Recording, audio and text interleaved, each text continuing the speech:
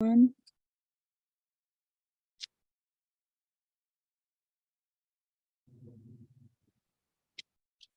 evening.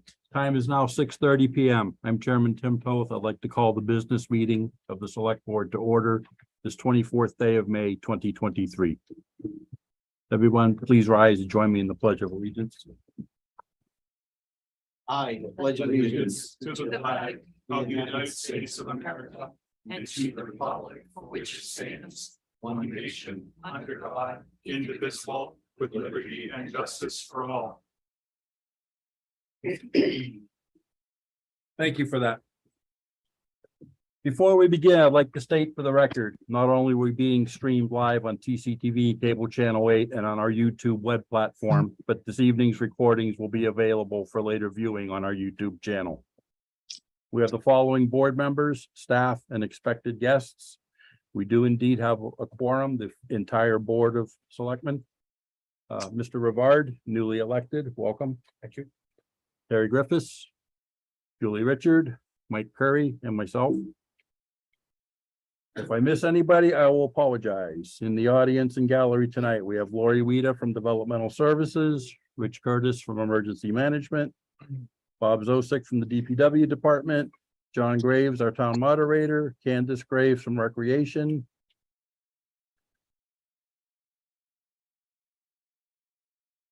Carol Harris joining us via the Zoom link, the town clerk, Ryan Holquist from town council joining us via Zoom, Alexander Gage-Pacier, and I apologize if I said that wrong, sir, joining us via Zoom, Diane Haley Brooks, Mrs. Rivard, and Matt's children. Former Board of Former Board of Selectmen. And the other folks in the room, I apologize. I don't know everybody by face. And snuck in the back of the room. Hello, Cheryl. Cheryl Richardson from our collector's office. As always, the agenda for this evening has been set no later than 48 hours out by law, publicly available with the official source for town information, templetonma.gov. Although I have the discretion as the chairperson to add or remove from the agenda, it has been set to allow for time, personnel resources, and public awareness. I reserve the right to move agenda items around to best fit our business and guests. I don't anticipate much movement tonight. If it's your first time attending a select board meeting or any public meeting within the community, welcome. We're certainly glad that you've joined us. Please be aware, we will do our best to address all agenda items adequately, all public concerns with due concern and regard, all comments with dignity and patience. I also request you please do your best to show the same respects. Few comments for the guests we have joining us remotely this evening. The Zoom rules of the road. Please use the video whenever possible. Although if you're waiting for an agenda item, it is sometimes better to have the video off. Using the mute feature when not speaking, although TCTV can place any and all on mute, it's much easier to control your own button. If you wish to speak, raise your hand, use the raise hand feature in Zoom, or politely break in if you're calling in via the phone. If you wish to see material shared on the screen, please request that. If possible, email to refer which documents. This will help everyone stay synchronized to be helpful to the viewing public. Everything we will be discussing is in the packet that was published with the agenda and was available on the town's official channel. Without further ado, we will get into the proceedings of the meeting.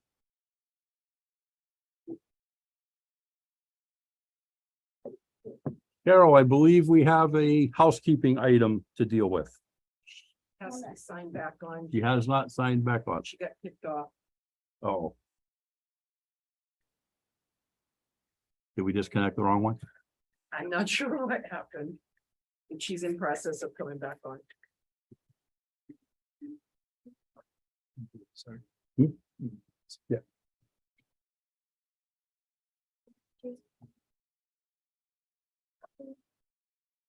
It won't let her sign back on.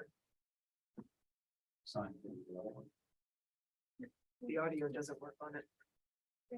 On the one that's on right now. You can call in.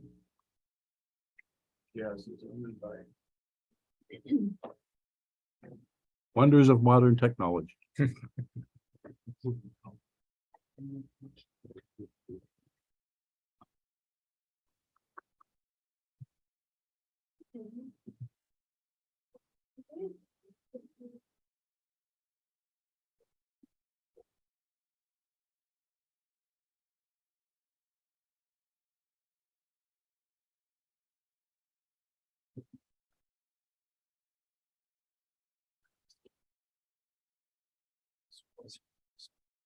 Does she have the number to dial in, Lori? I told her it was on the email. Okay, I can, text her. She just told me that she was removed by the host, so it won't let her back on. That's if she clicks the link. Do you think she'll be successful if she dials in? It'd be best to use another account, something. You want to do it by phone? I can call her on the conference phone. Yeah. Yeah, you can just do it by the phone. Mr. Chair, are you okay with that? Absolutely. Thank you. Probably could you, She is working on it. Yes. send her the, if she clicks on the number, she might be able to dial in. Does that have a telephone number? Can you read that out to me? Okay, I'm bored.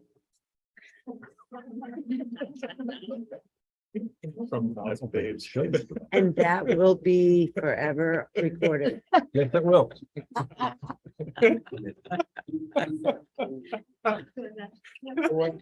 For posterity's sake. The public record. All right, here we go. Here we go. On FaceTime. Fresh out of magic tricks. I'll just stand here and hold. Just standing. The microphone. Oh, there she is. Oh, look at that smiling face. We see her. Shannon? Oh, we're standing. Does John?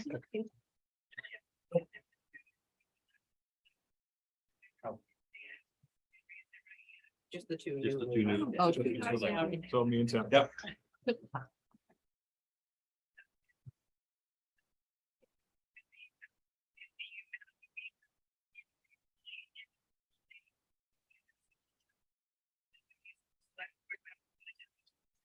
I do.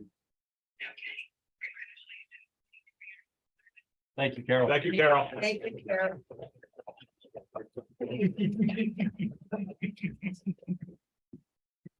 And for those following at home, despite the technical glitch, this was a ceremonial swearing in. Mr. Rivard and I were both sworn in the day after the town election, once the tally was certified. Okay, action item 4. Organizational actions for the select boards. Appointment of our chair, our vice chair, our clerk, liaisons and committees, and our FY 24 meeting schedule.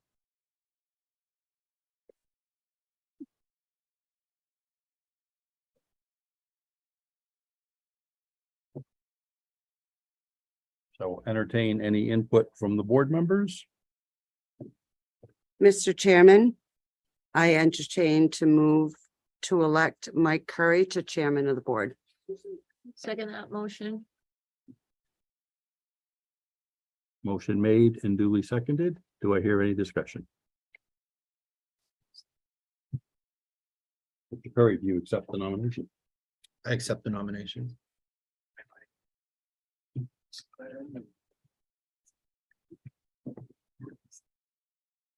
Hearing no further discussions, we'll bring this to a vote. Mr. Rivard, Yes. Ms. Griffis, Yes. Ms. Richard, Yes. Mr. Curry, Yes. and I vote yes as well. For vice chair,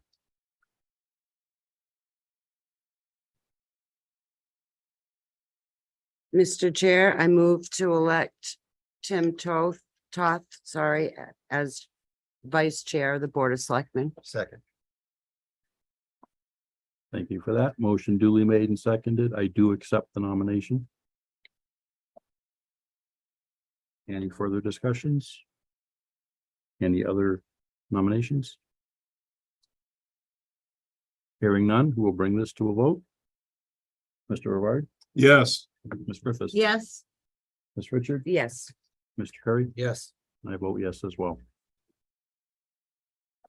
4C, Clerk. Mr. Chair, I would move to elect Julie Richard as the select board clerk. Second.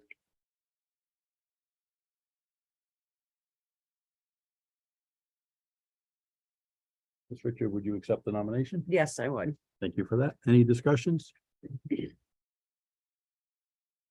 Hearing none, let's bring that to a vote. Mr. Rivard, Yes. Ms. Griffiths. Yes, Ms. Richard, Yes. Mr. Perry. Yes. I vote yes as well. Liaisons and committees.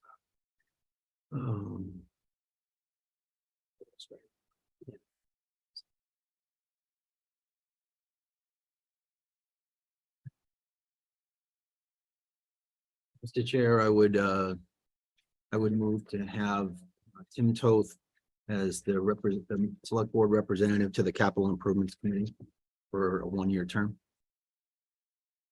second that. I would accept that.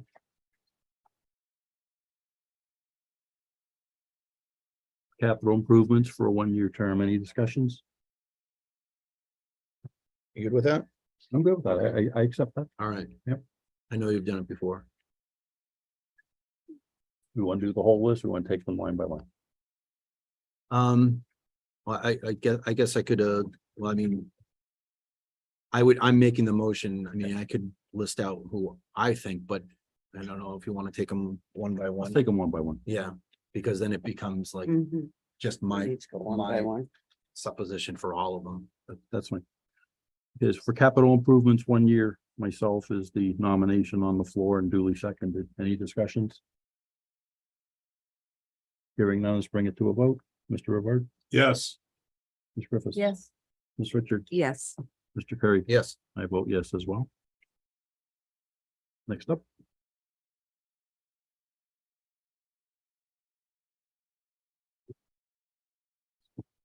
What? Hmm. No, Education. I know, I have. I know that, Mr. Chair, I know that, Holly sent it out. I don't know if anyone like had considerations or otherwise. I did the first one, capital improvements, because I know you served on it before and you and I have just kind of flip flop. Right. As far as making motions or otherwise, rather than throwing a name out, what did anyone, I had some ideas for them. I know Terry really enjoyed, gave us at some points very lengthy updates of what's going on in the educational world. So if she still wants to serve on that board, I would move to make Terry Griffis the educational liaison to NRSD and Monty Tech. Are you still interested, Terry? I will. I didn't know if there's any of them. I kind of dropped it after a while. Thought And it'd Okay. be- I don't mind, and I Matt, don't I was mind thinking giving about lengthy what you reports said. if you don't like it. Or would you rather be education? Matt, what do you think? I'm willing to take either one. I have no problem taking education, whereas I have kids in the system, so I'm fine with that. I'm okay with want to choose it as well. It doesn't matter to me either way. I'll nominate I Matt didn't want- for education. Say again, I'll nominate Matt Rivard for education liaison. second. I accept the nomination. And I think that would be a good fit. Okay. It's in Yep. system one. Motion made and accepted, nomination accepted from Mr. Rivard. Education representative. That's to both districts. Mm-hmm. Mhm. Yep, I said it. So that'll be NRSD and She Monty made Tech. the motion, right? Yeah. Any discussions? Hearing none, we'll bring that to a vote. Mr. Rivard, Yes. Ms. Griffiths, Yes, Ms. Richard, Yes. Mr. Curry. Yes, I vote yes as well. You don't need it. Mr. Chair, the next two, Montechusett Regional Planning Commission and Metropolitan Planning Organization, big shoes to fill. Mm. It's not even gonna look at me. No eye contact. Okay, I would move to nominate Tim Toth for the Montechusett Regional Planning Commission and to serve on the Montechusett Metropolitan Planning Organization for a term of 1 year. Second, I would accept the nomination for both positions. Any discussions from the remainder of the board? Hearing none, we'll bring that to a vote. Mr. Rivard, Yes. Ms. Griffiths, Yes, Ms. Richard, yes, Mr. Perry, Yes. I vote yes as well.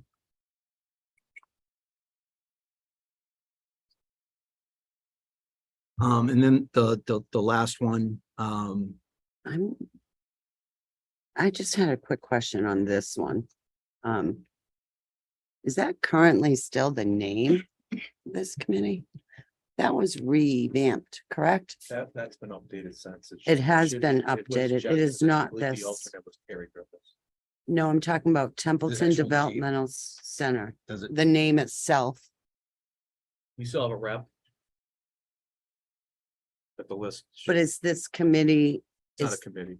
No, it's just. be this rep- is rep not the to- correct it should name, Just say rep to Templeton Developmental Center. Uh, For the- but that doesn't exist. So what I'm asking is, has this name of this particular formed group?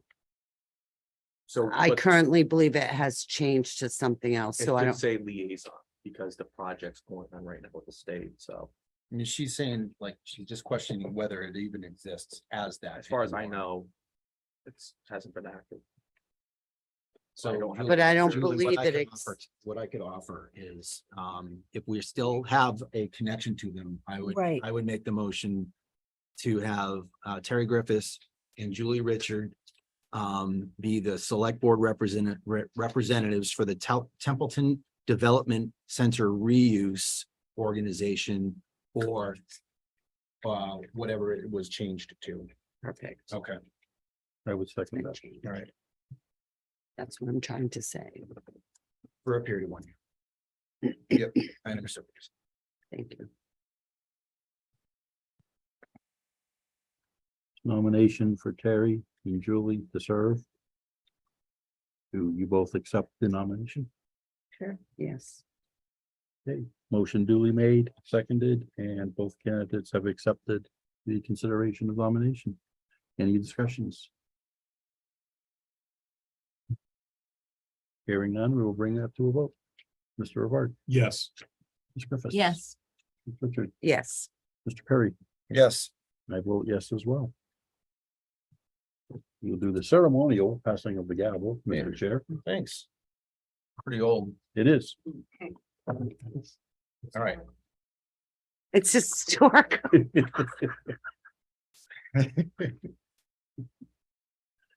All right, just very quickly as we just reorganized, thanks for the board's confidence. And I'd like to thank the outgoing chairman. You've done a great job keeping us on task over the last year and really keeping the faith with the community. I think a lot of people agree that good things are happening, and I really appreciate a lot of all the hard work, doing a lot of the writing for us, and especially last year's town report.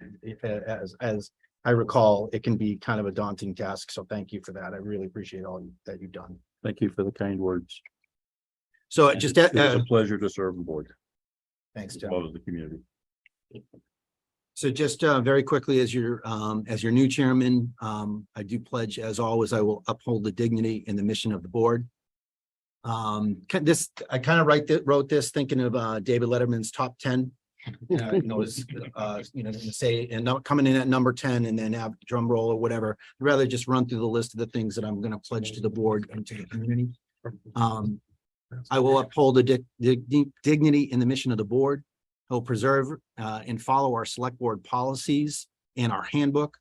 I will provide ample notice for all announcements and changes. That's a tall one with town administrator and I and Holly and Jackie.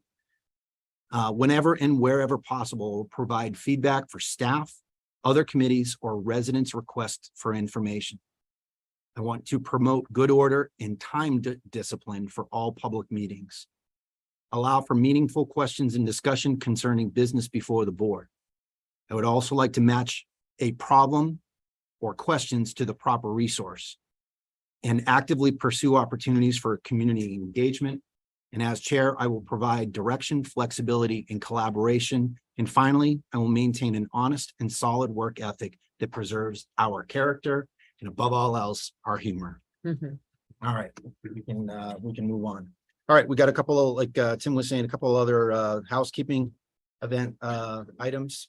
We have meeting minutes and we have two sets, April 26th and. Do we have to? Point of approve order, this? Mr. Chair. Yep, go ahead. Did we not, the meeting schedule for Schedule. last year, we didn't get there yet, or the meeting schedule for next year. I apologize. Okay. Do we need? Item 4E. 4E. Oh, okay. Dinner packet. All right, in the packet, you've got your meeting schedule, and as Jackie was telling me earlier, these will also come out as a Outlook invite, so we can have them electronically. So when we miss a meeting, our phone will start buzzing and letting us know. So I'd entertain a motion to accept the FY 24 meeting schedule. Second, So moved. Moved and a second. Any discussion? sorry. I jumped to a second. Thanks for putting the annual retreat in there. That was a nice catch. Yes.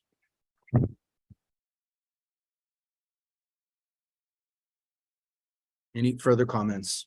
I did do a cursory look. The dates did line up unless I skipped something as I was going through this list. All right, dates lining up, not on holidays. Okay. If there are nothing further on the FY 24 meeting schedule, how would you vote? Matt, Yes. Terry, Yes. Tim, Yes.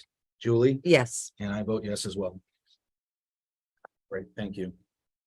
All right, like I said, item 5, we've got approval of meeting minutes. We've got April 26th and May 10th. May 10th was the emergency meeting that we had just before town meeting.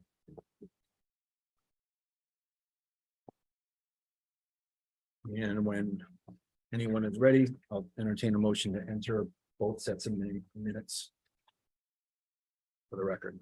Mr. Chair, I move to approve the meeting minutes from 4/26/2023 and 5/10/2023 as presented. Seconded. Okay, we have a motion and a second. Any observations, clarifications, or changes on those minutes?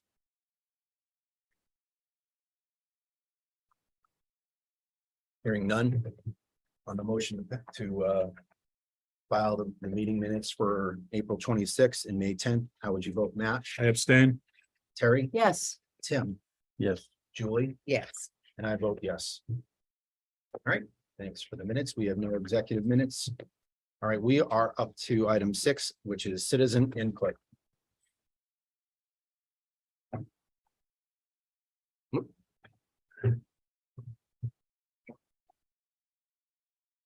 And if anyone's got citizen input tonight, just make sure name and road of residence. Good evening, Mr. Chairman. Evening, Jeff. Jeffrey Bennett, 77 Partridgeville Road. I have two things to comment on. The first one is the Town of Templeton Annual Report for fiscal year 2022. That is a fiscal year report. Fiscal year 22 goes from July 1, 2021 until June 30th, 2022. Anything that happens outside of that time period is another fiscal year. Having glanced through the annual town report for fiscal year 2022, I came across several things that I believe are in an error. First one is on page 3. It's under the select board report. In part, your select board heard you and the fall town meeting approved funding a part-time grant writer at fall town meeting. Article 2, grant writer, special town meeting of November 2nd, 2022. That's an event that happens during fiscal year 23, not fiscal year 22. It was also mentioned that the Capital Improvements Committee completed the first pass and review of department budget projections and made their presentation to the select board for fiscal year 24. I believe that was done in December of 2022. There again, it's happened in fiscal 23. It belongs in the fiscal 23 report. Page 5 is the report of town council. In the middle of it, it says there are no matters by or against the town filed or pending during fiscal year 2021 and handled by town council. Again, it's a fiscal 22 report, not fiscal 21. The entire report of town council is verbatim of fiscal 21. It's identical. A little note under the advisory committee, it has noted status at the end of fiscal year 21. Again, what about the status of the committee at the end of fiscal year 22? On page 16 through page 20, there's a report showing the salaries of town employees. At the top, it says it's calendar year. It's a fiscal year report. Fiscal year 2022, the selectmen were voted by town meeting, salaries of $500 each for a total of $2,500. First of all, serving on the Board of Selectmen at that time, I did not accept the salary for fiscal year 2022. So showing that I received the salary for $1,875 is incorrect. Again, this is not a calendar year report, it's fiscal 22. It's an official record of the town. It's mandated by state law to be printed. Our bylaw states what it is supposed to be within it. And it says it's a financial year report, and the cover says it, fiscal year report. It's this is just what I've found just glancing through it. I haven't read it in totality and completely yet. But there are a lot of errors in there for official record. Mr. Bennett, do you want to send us the list? Did you type up a list? That is typed. Okay. If you would like to send this to us, then we can take some action on it. I will send that electronically to town administrator. Okay, thank you. The second item was at the recent annual town report discussing Article 22, the town budget.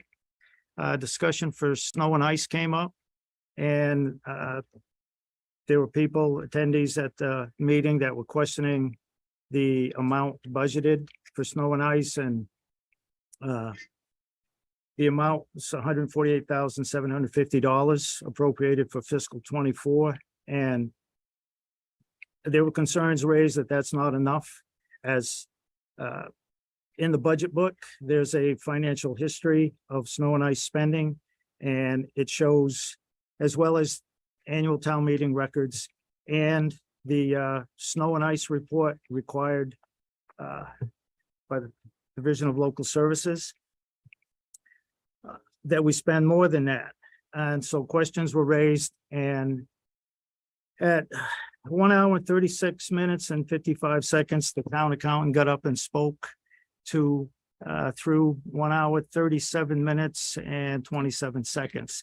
And during that time, the town accountant stated that the DOR does not allow you to fund a lower number from 1 year to the next.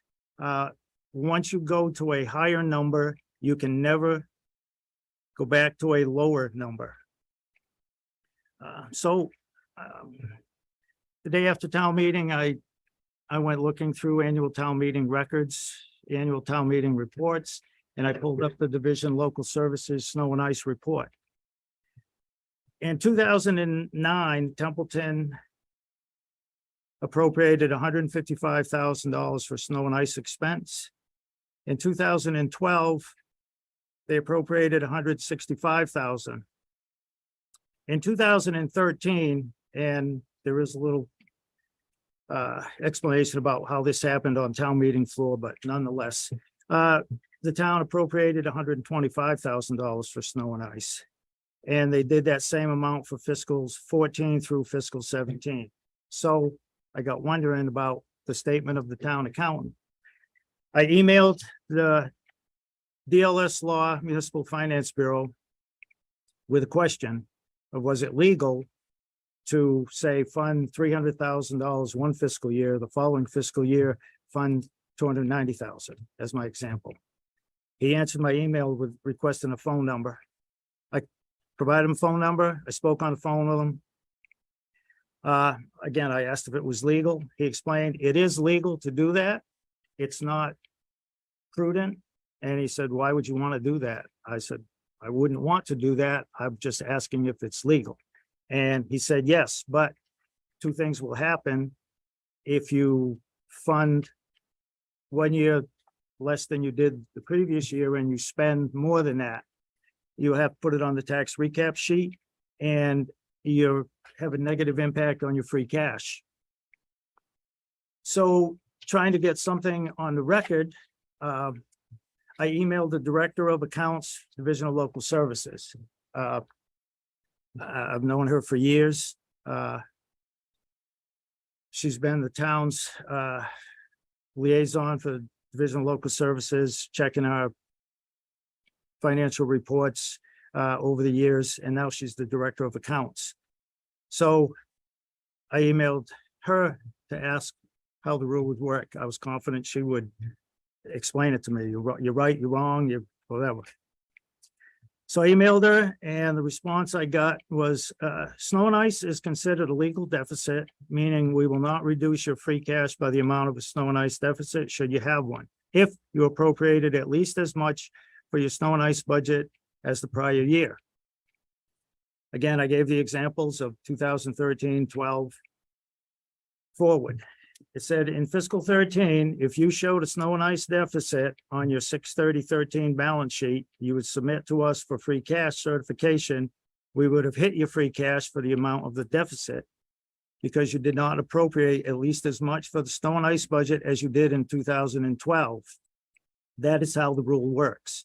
You can reduce your budget as you did, but you roll the dice and lose it if it happens to be a snow heavier year when you gambled it would not be. That is why the legal bureau said it's not illegal, but it's not prudent. It's a gamble.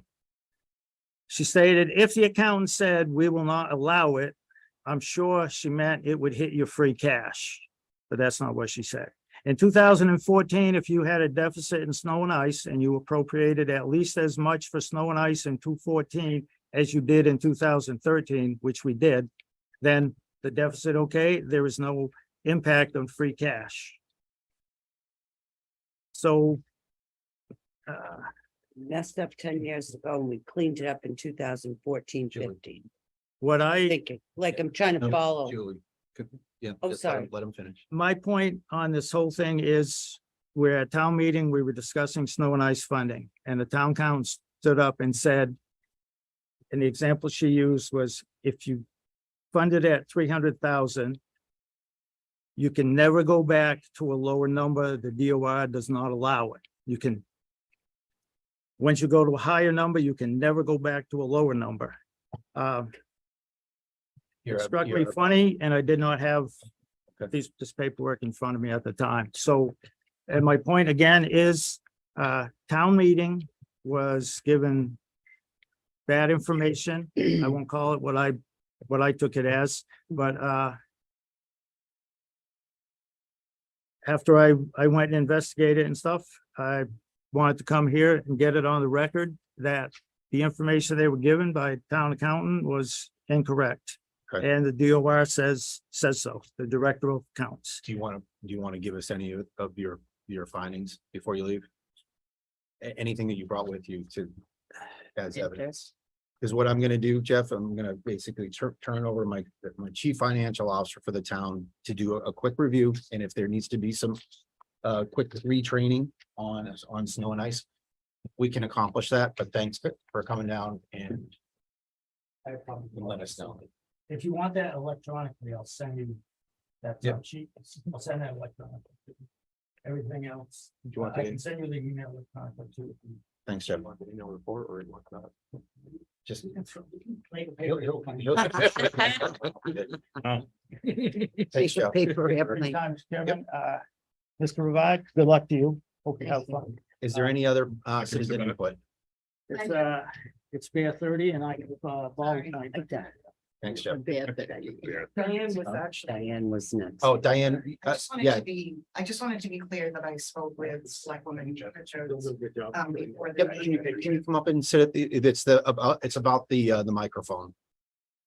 People are watching at home and they've got to. For the record, my name is Diane Haley and not Diane Haley Brooks, and I live at 27 Pleasant Street in Baldwinville. And I spoke with Selectwoman Richard before the meeting, and I just wanted to be clear that I would be able to speak when an item came up, or should I speak now? What are you going to speak about? The action item of the bylaw about plastics, Plastics bylaw. the plastics That's what you want bylaw. to talk about. Yes. Okay. I mean, I didn't get to see all, whether there's some information that was gonna go with it, but There is nothing. there was in- a lot there's of nothing talk in the about packet. it, or if you want me to talk about it now. If you, you can wait if you want to talk about plastics bylaw. We have no material. This is an agenda item that was brought to the board by Selectwoman Griffis. So we have no materials. Is this gonna be something, We're gonna talk, Um, the agenda item and just a discussion, so we can have some input then? it says action related to, but we have nothing in our packet Okay, to base that on. But the agenda item is plastics bylaw. That's what the agenda item is. okay, so we would be, anybody here in the audience would be allowed to speak to it then? It depends on how it's presented. As the chair, I'm going to basically look at what the agenda item is about, hear how she presents it, and Okay, then I will make a decision on how we're Okay. going to proceed. All A right. lot of people in the audience, I understand it's plastics bylaw, but if you want to speak now, you can do that, but I will likely have if it's presented where there is lots of materials that need to be reviewed, I'm going to restrict the discussion because it's Okay. not anything that the board, and I know that you were big on research when you were sitting up here. If we don't have anything and the board doesn't have a basis for understanding what she is going to present tonight, I am going to limit discussion. okay, If we keep it to a discussion on plastics bylaw, then there could be more of a discussion. okay, If you've got something that you'd rather get off your chest, then I would use the public, the citizens input. well, no, I'm not really sure, because there was nothing there, I'm not really sure. And what- you know what? I what feel it's the same about. way. So I I'm feel not, the same I'm way. not, You're I, not I alone. have nothing. I came because there was discussion. Where? There is a Where was page. their discussion? Diane? There was discussion online, and there was an email that was posted Okay, regarding what may happen. So, like I said, I don't really know what the discussion will be. And that's I the don't, I dangers of don't want social there media, to be, Diane. I understand Look, if we have no danger idea what it is. All of what social media is, and I don't want to jump to any conclusions. right, then So let's go that's through. why I'm saying, should the citizen, I don't want the citizen to input to be, jumping down anyone's throat or That's a for great it to idea. be wrong. That's a great idea. So Let's let that's it why roll. I'm saying. Yep. I don't want it to be like that. I've been on the board. I say we should let it roll and see Okay. where it goes. All right, thank you very much. Of course, thanks, Diane. Any other citizen input? Hi, Candace.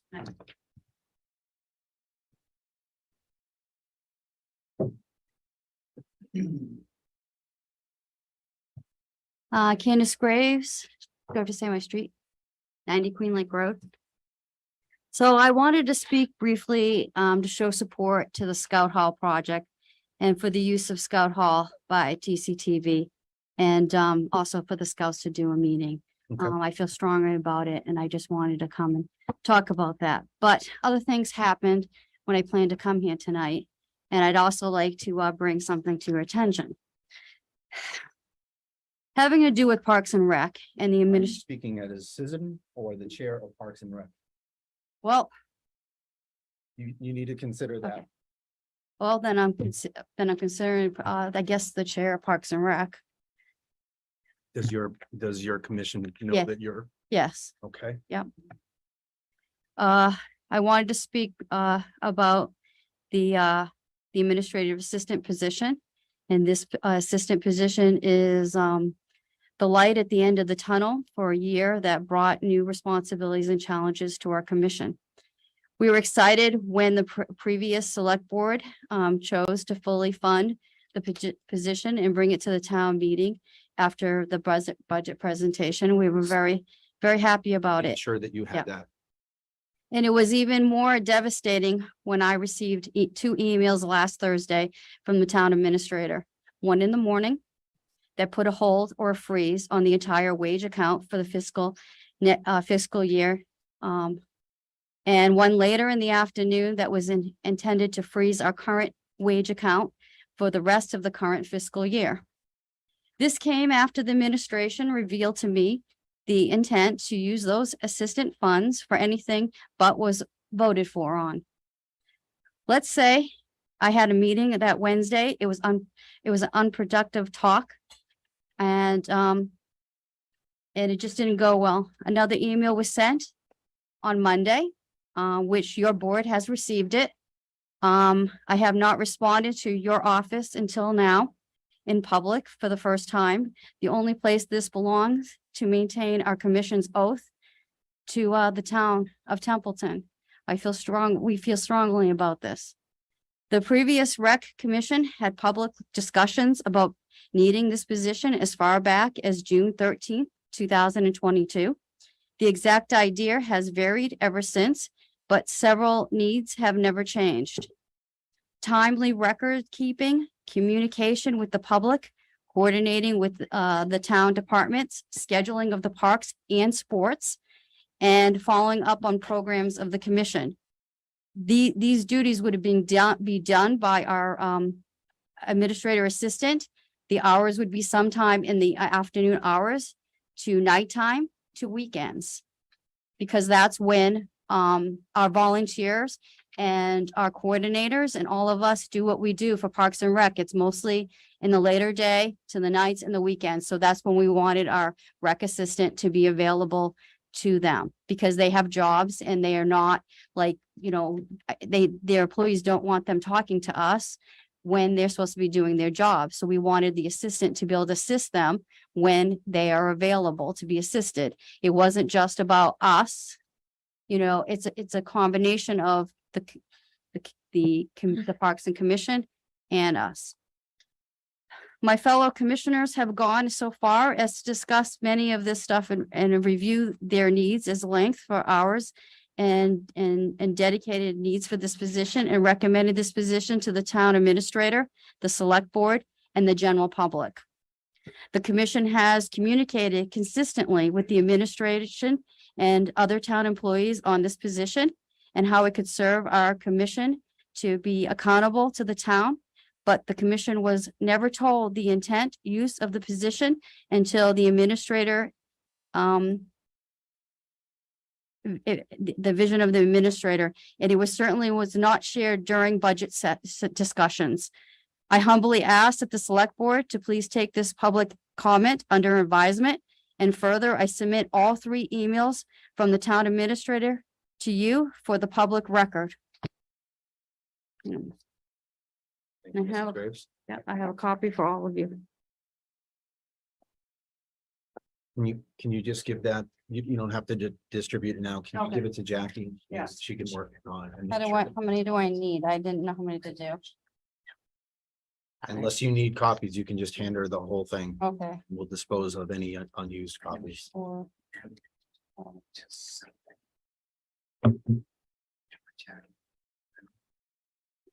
I will, thank you.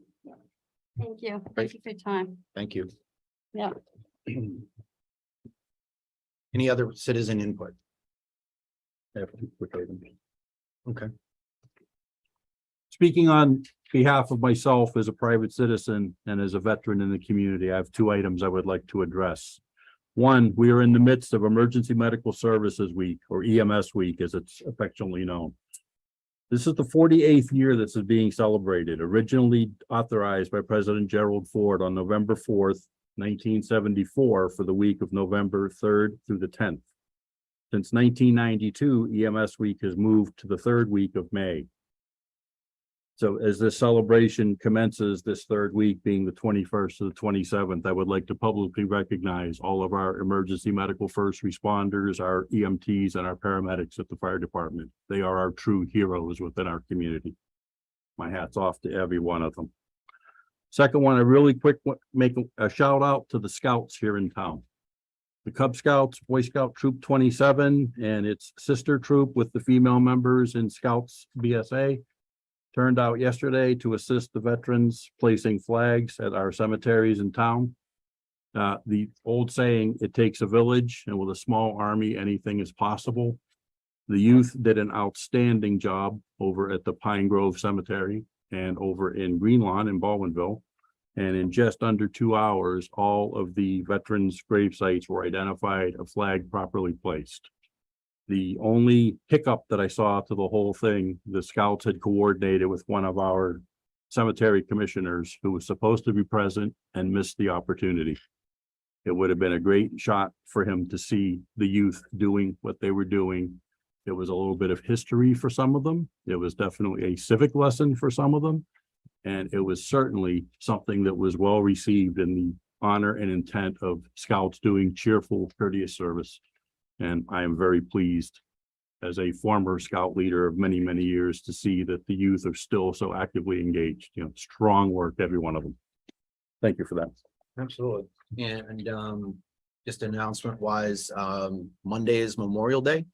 The town is going to have its parade, and the American Legion is going to assist with speakers and ceremony.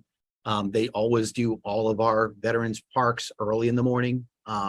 You could probably check their social media for the dates for that, but the kickoff for the parade is at 10 o'clock, and as it always is in the Narragansett parking lot, all the way down the street into Baldwinville Center.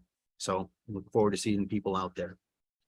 Mr. LaMontagne, you had something that you needed? Please. Go ahead. Just a response.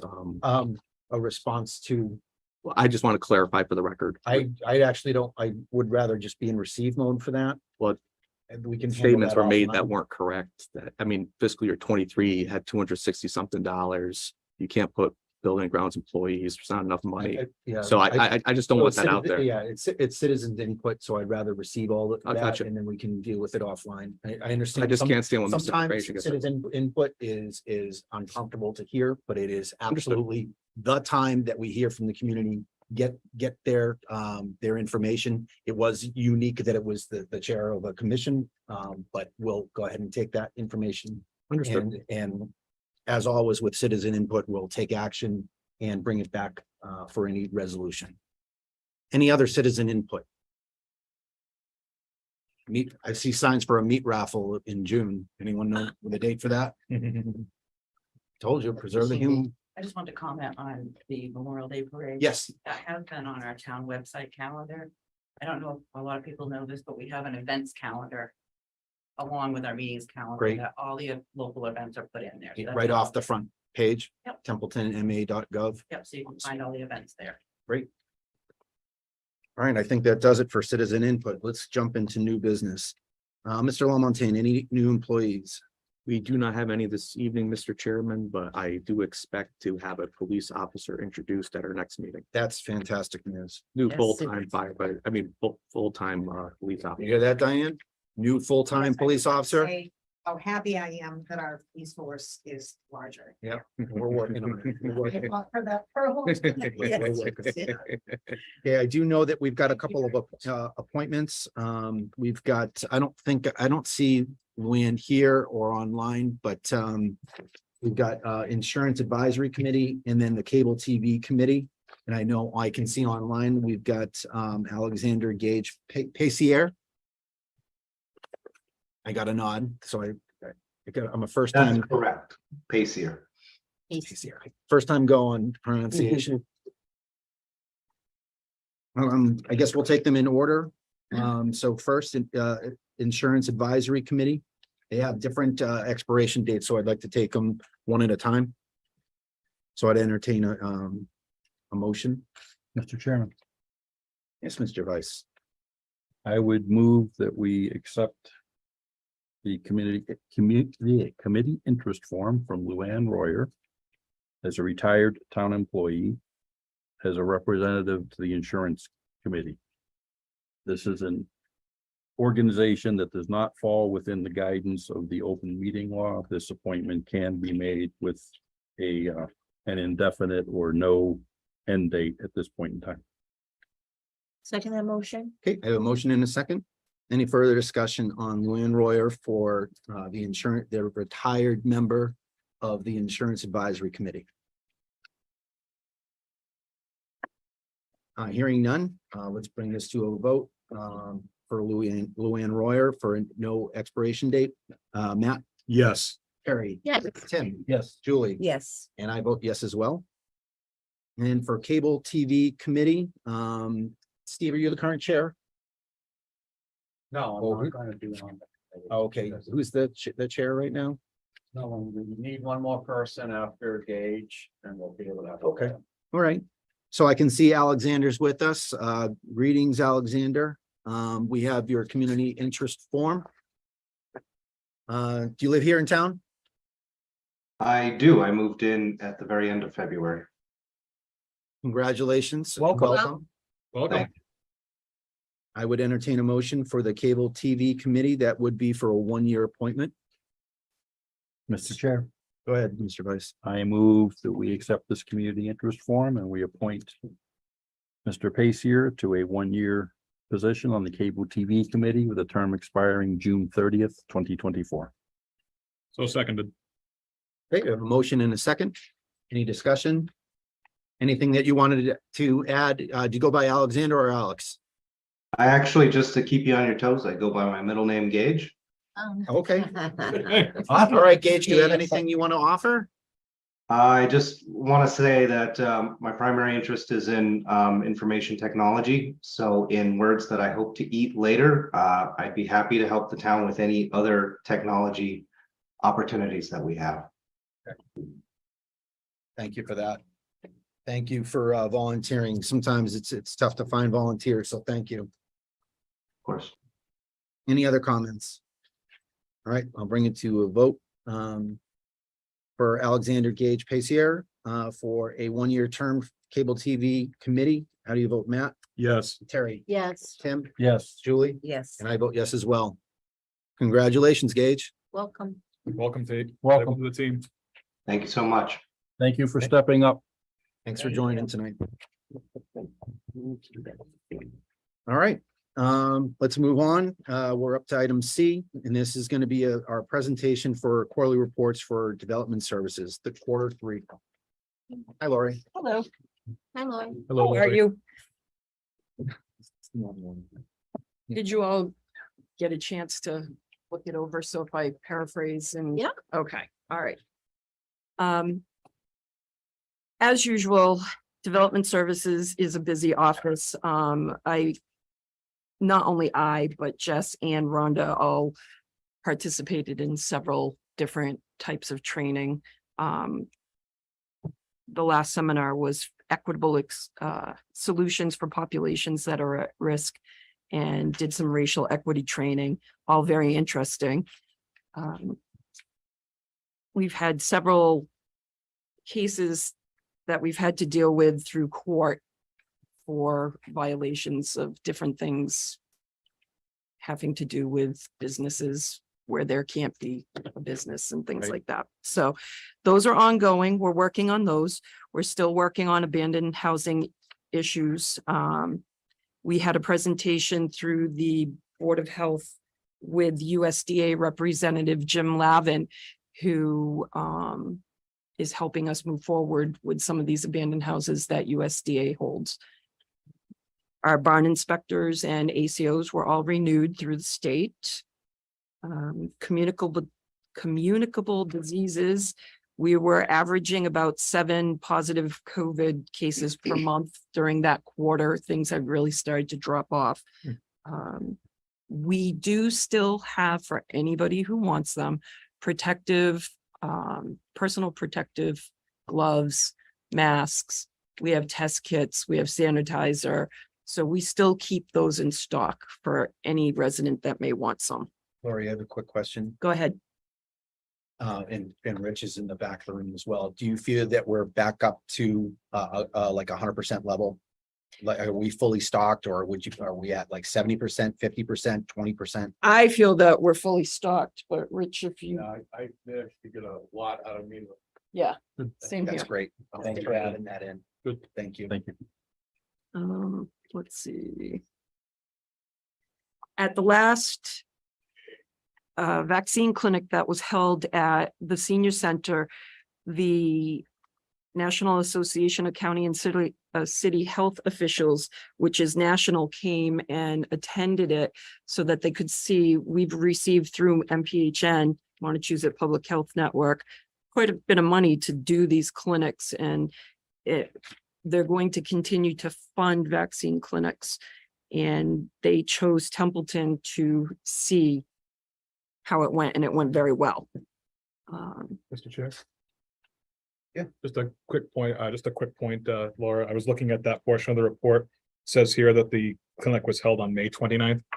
And since May 29th has not occurred. It should have been March. That's in March. Okay, thank you. I March. just want to, Thank thank you. you. That's what I wanted to clarify. Yeah, Thank that would you. be this week. No, it's not happening this week. Excellent. Thank you. Matt. Yep, no problem. We are still very busy with new developing houses, single family. We had several perk tests already, and there are several houses going up. That leads into, we had A&Rs, which is the division of land through the planning board. So all the boards were very busy. Building department had issued 44 permits, generating 37,500 in fees. There were 28 certificates of completion for different projects, including single-family homes, improvements, pools, anything like that. We did 47 electrical permits, generating $6,500 in fees, 7 gas permits, which totaled $3,025 in fees.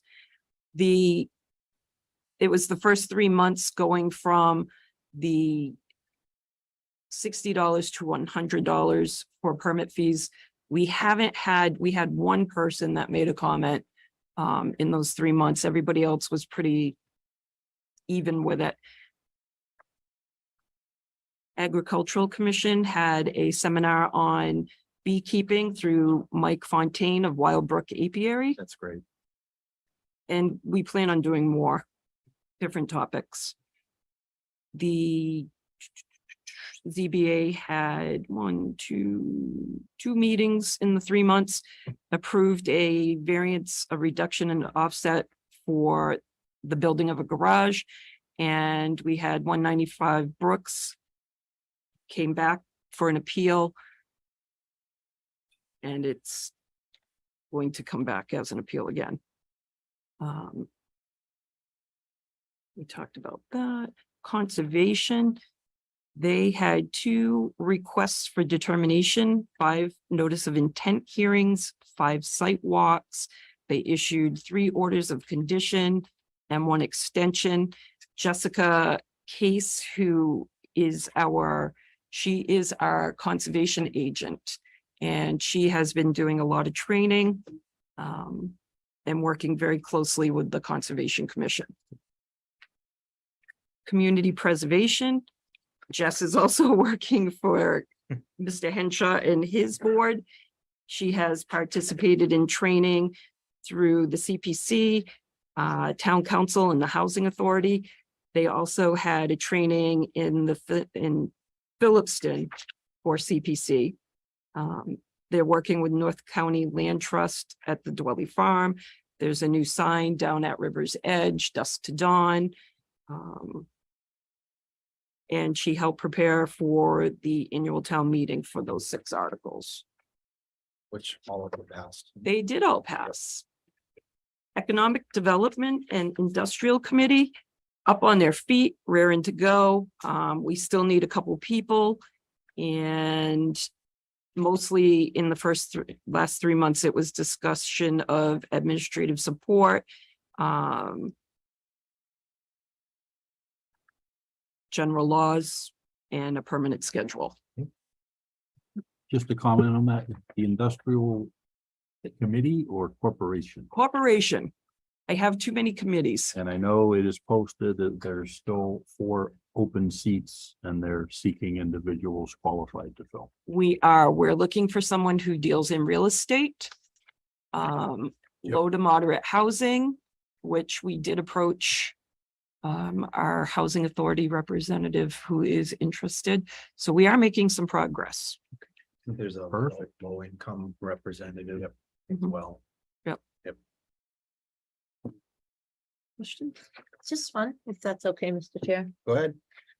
I know that people are always interested in lieu of taxes payments, so I was just wondering about that process, trailer park renewals, including in lieu of taxes payments for Willow and Park Patriots. So with trailer parks, true trailer parks that have regulations and report to the state, because they own the piece of property and the trailers sit on it, they're not taxed the same way. What happens is, and I don't have it in front of me, so it's $12 per month per trailer for a year. So we create an invoice, send it to them, and they pay that in lieu of taxes. Am I getting that right? Got it right. Okay. Treasurer is hiding behind There me, you just so go. everybody knows. Smiling, good sign. What account? What account? is it for? It actually goes into our general fund, I believe. So. We do that the first quarter I'll Look for it. of the Thank you. year. Interesting, thank you. Welcome. Thanks, Terry. Mr. Chair. Yeah. I just have one question as well. I know you said 4 building permits for the last quarter. How many have you been averaging? If you don't have it off the top of your head, that's okay. It's So I would say that 44 is pretty close to the average. Okay. In the last 3 years, it's been a Been- lot more. Okay. But we've come down just a little bit. Running out of space. Everyone all set? good. Awesome. Okay. Thanks, Lori. Thank Thank you. you, Lori. Great, thank you, Lori. Okay, moving on. Item D. Not me. It's you. So in our packet, we have Article 1 sanitary landfill. Mhm. That in, what was it, 2020, I believe, we worked on as a town to keep sludge and polymers out of our town. But this does not include, which I feel is pertinent to today, plastics. So I'm asking the board to work with Attorney Holmquist to come up with a draft plastics bylaw to be included, to be proactive in the town so that we're protected if anybody has any words they want to include, because I know I was able to put the word polymer in here and a few other different. Mhm. So I wanted to bring it up to the town that we have time to come up with a plastics bylaw and decide how we want to proceed. So that's what I'm asking, that the board would approve a draft bylaw to come back to us by our attorneys. Miaris and Harrington and Ryan Holmquist. And that's why We're doing Ryan's on tonight. Yes. So what instructions were given to Ryan? It's up, go ahead. Anthony. I'm gonna really need to understand. Mr. Chair. The board has got to, we have nothing on this, so. So the question ultimately was posed to me, that the solid waste when it comes to plastics or Can I just ask you to speak up? Oh, sure. I can't hear you. So, basically I received, Terry Griffis and I spoke and, we learned that the solid waste bylaw and I reviewed it. And I don't believe it covers plastics that Terry's referencing or incineration of plastics within that solid waste bylaw. So Terry had some concerns, with it and, I reached out to town council, on this matter. And I basically said at this point, if the board's interested in researching it further, and they were open to receiving a draft bylaw relative to plastics or disposal of plastics, we could certainly come up with a draft for review of this board. But I didn't want to take it any step further without direction from the board. So that's why it's in front of the select board this evening. And Ryan, if you can't, through the chair, to Attorney Holmquist. Did I accurately depict that scenario? Adam, yes, I through you, Mr. Chair, I believe you did. I am awaiting direction from the board. I haven't taken any action on this. And we certainly would need to know what the board is envisioning for such a bylaw in order to proceed. Okay. All right, so the bylaw that we're taking a look at is section 220. It's got 3 subsections. It's under Article 1. Or solid waste management. So we're talking about amending or adding to chapter 220. That would be your understanding? That's the one that we're focusing on, solid waste management. So this could be done in a number of ways, and one thing that I might suggest as a preliminary matter would be for someone, whether that is Tom and I or somebody else, to analyze what's already in possibly the zoning bylaw. Okay. And the general bylaws, to see how that might apply to any sort of plastics Okay. plant or use of plastics or anything like that. And then from there, it could be either a general bylaw, or this could be more of a zoning bylaw, and it just depends on what the goals are of the town. Okay. So there's a few different ways, and certainly one way to do a general bylaw could be to amend that section that's in the packet, but it's certainly not the only way. Right. The sanitary landfill, basically, I know that we amended it to add paper sludge, but subsections 1 and 2 were very specific to town property landfill. So part of that charge, if the board gives direction tonight, part of that charge, I think, should be some research if other communities have something similar. It could be, plagiarism is authorized in terms of trying to take a look at and see what kind of precedent is out there. But I've heard incineration of plastics and disposal of plastics. So if that could be the scope. Pyrolysis. Um, Mr. Chair. I heard, yep. There are certainly communities, just looking at this, doing a sort of a general survey of what other communities have done. There are certainly communities that have focused on the single-use plastic products for commercial use. Right. So that's one angle that might or might not accomplish the goals of the town. But as far as focusing more on a use or a processing angle, I'm not sure what's out there. So certainly something I could look into. Yeah, and if as long as we're adding the correct scope, I forget what our budget line item was for the legal department, and I certainly don't want to turn this into a science project in terms of a legal science project. I'd also, so Terry, if you brought this up, what other research have you done towards this? Have you collaborated with the health department at all? No, not yet. I just wanted to bring it before the board, and Okay. I did get some language from citizens. Okay, well, right now it sounds like it's going to be a legal study for a bylaw. I'm not sure. So I'm also concerned with in industry and zoning with this plastics bylaw, because we do have properties with train access. And a lot of recycling comes through trains these days, so. That's my Okay, but we're talking, from I don't know if that should be, perspective. yeah. So from what Ryan was just talking about, and if the the zoning bylaws wind up having some consideration there as well. That could be a part of the scope.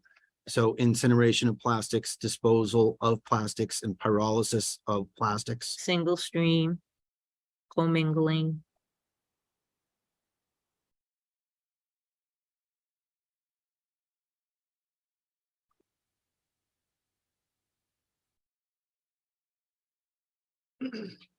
Anything else, Terry? Not that I can think of, but I'd be happy to work with Lori. Do you have any kind of suggested motion? Would it be? I'd like to make a motion that the board would approve Ryan Holmquist from Myers and Harrington to work with myself, Lori, on a draft bylaw to be approved, to come back to us to be approved by the board. Could you say that again? I'd like to make a motion to engage Myers and Harrington through Ryan Holmquist, myself, the board, to come up with a draft bylaw on draft plastics bylaw to come back to the board to be approved. Well, it's a bylaw, so I would say town council. I would like the town administrator to work with town council to draft that, Okay. okay? Mhm. So your motion, is there a second for her motion? I'll second that motion. Discussion. First discussion, I would offer if you could amend your motion to be town council and the town administrator to Okay. work on that. Okay, I amend that motion for the town council, town administrator to draw up a draft motion on plastics to present for a bylaw to present to the board. Right, and we know the intent for that is the research part within town council. Okay, do I have a second for the amendment? I'll second the amendment. Okay. At this point, who's here for this article? So I can just kind of gauge that. Yeah. Okay, so at this point, is there any public question for what we're doing right now? Okay, yep. We're talking about a plastics. bylaw. Again, I'm Diane Haley and I do live on 27 Pleasant Street in Baldwinville. I would like to know if any research is going to be done about this because I've already done some. And I would like to point out a few things about plastic that I've learned and incineration of it and how Okay. long it takes. If you don't mind if I do that, or if would you like me not to? I'll allow it. I just, Okay. In the interest of time, Just, it's I will want just, that. it's very brief. okay. I just have to, I want you to be able to get your point across, but I also don't want to be sitting here at 10 o'clock talking. I would about just like to incineration. point out a few And no things. disrespect to everyone, but you can see that we're already moving towards a good, at least the discovery of these things. So I just wanted to be able to make sure, just a quick point. Is that a point of Quick order? point, it is. Nothing in development services, I oversee planning board, zoning board, conservation, Mhm. the health department. And we have nothing in front of any of our boards that has anything to do with plastics or incineration. Okay. Thank you, Yep. Laura. Yes. So we're just talking bylaw right now. Thank you. Yep. Yeah. Okay, but thanks for that. So I just want to point out Yep. that there is a difference between polymer and plastic. Mhm. They are not the same. It's subtle when you look at it. Sorry, I looked at a few things. Plastics can take anywhere from 20 to 500 years to decompose material. I understand that you don't have only 9% of plastic waste is recycled, believe it or not, and that's probably a global number. So not everyone recycles and not everything, people don't understand everything that can be recycled and how it's broken down. And burning plastic can affect air quality and public health. And it wouldn't just be, wherever you plan on You know, there was an email that I saw between a few people with plans to possibly put something in Ballinville. And I understand that you don't have anything in front of you.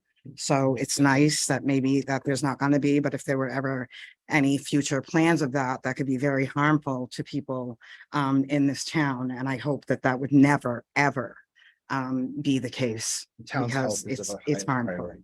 So, you know, plastic is just, you know, a lot of people do recycle, but a lot of people do not. And maybe there's a reason that that is not in the bylaw, and would be totally against that. That's all I have to say. Thank you, Ms. Hill. Thank you. So, yeah, I would acknowledge that,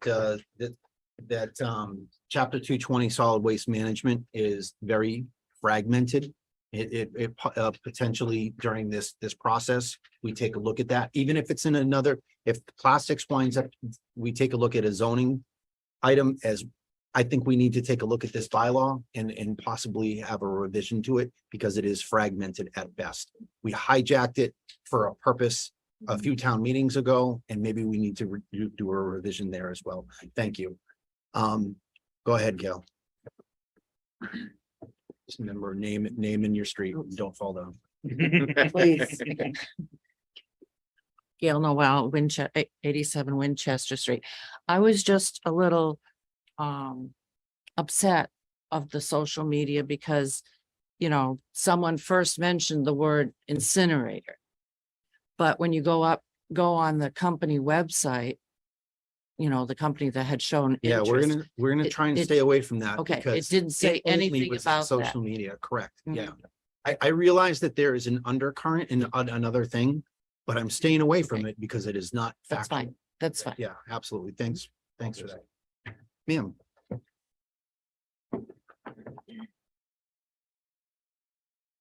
Good evening. I'm not sure about the process, so you can help me. My My name name is- and just the street name. My name is Elisa Starkweather, 10 Chestnut Street. Okay. I just have a question, and maybe you can help clarify. When I hear bylaws, when I hear you talk about it, I think about, you know, our waste management. I think it feels different bylaws than zoning. And I just want to hear from you when you're talking about what you're going to do with bylaws, that zoning, in my ears, I haven't been hearing about zoning. And if there is a property that would be up, then it seems like it would be more zoning. And I just would like clarification between Absolutely. bylaws and zoning. Sure, that's a great question. Our bylaws are split out. There are general items, and then a big portion of them are zoning. And Lori, help me with the year that we adopted. 2006. 2006 is when the town of Templeton adopted those zoning bylaws. And it's basically how we as a community decided we were going to use our town. We have a zoning board of appeals. If we wind up having any kind of, I wouldn't say disagreements, although there are disagreements if you watch ZBA. It's for how businesses or residents might get caught up in either a misuse or if they want a different use. But that when we adopted that 2006 zoning bylaw and everything that it contains, it basically is our local law, the buck stops here, on how we use the property. Thank you. Of Yes, course. and I just would say that I was here when we stopped Costello Waste Management from coming in, and I feel very grateful that we live in a town that protects our environment that way. Thank you. You know, and on that point, I was definitely here for that as well. What I most appreciated about the community is that they arrived, they came to the public meetings, they asked questions. A lot of them were pointing finger in your chest kind of questions that were uncomfortable for Casella to understand, to respond to, for us to respond to. But my wife is a great teacher. She says, you know, slow down. Don't feel like you're on a side or not until you have all of the information through it. And I think that's what we're trying to do here. And, you know, thankful to Terry to bring this to our attention. We're going to wind up, we have the resources. Thank goodness that we've got Ryan and all her legal team to be able to say, what is the concern? And then how can we best move forward prosperity wise and also protect the community. Thank So you so much. really good questions. Thank you. Thank you. Thank you.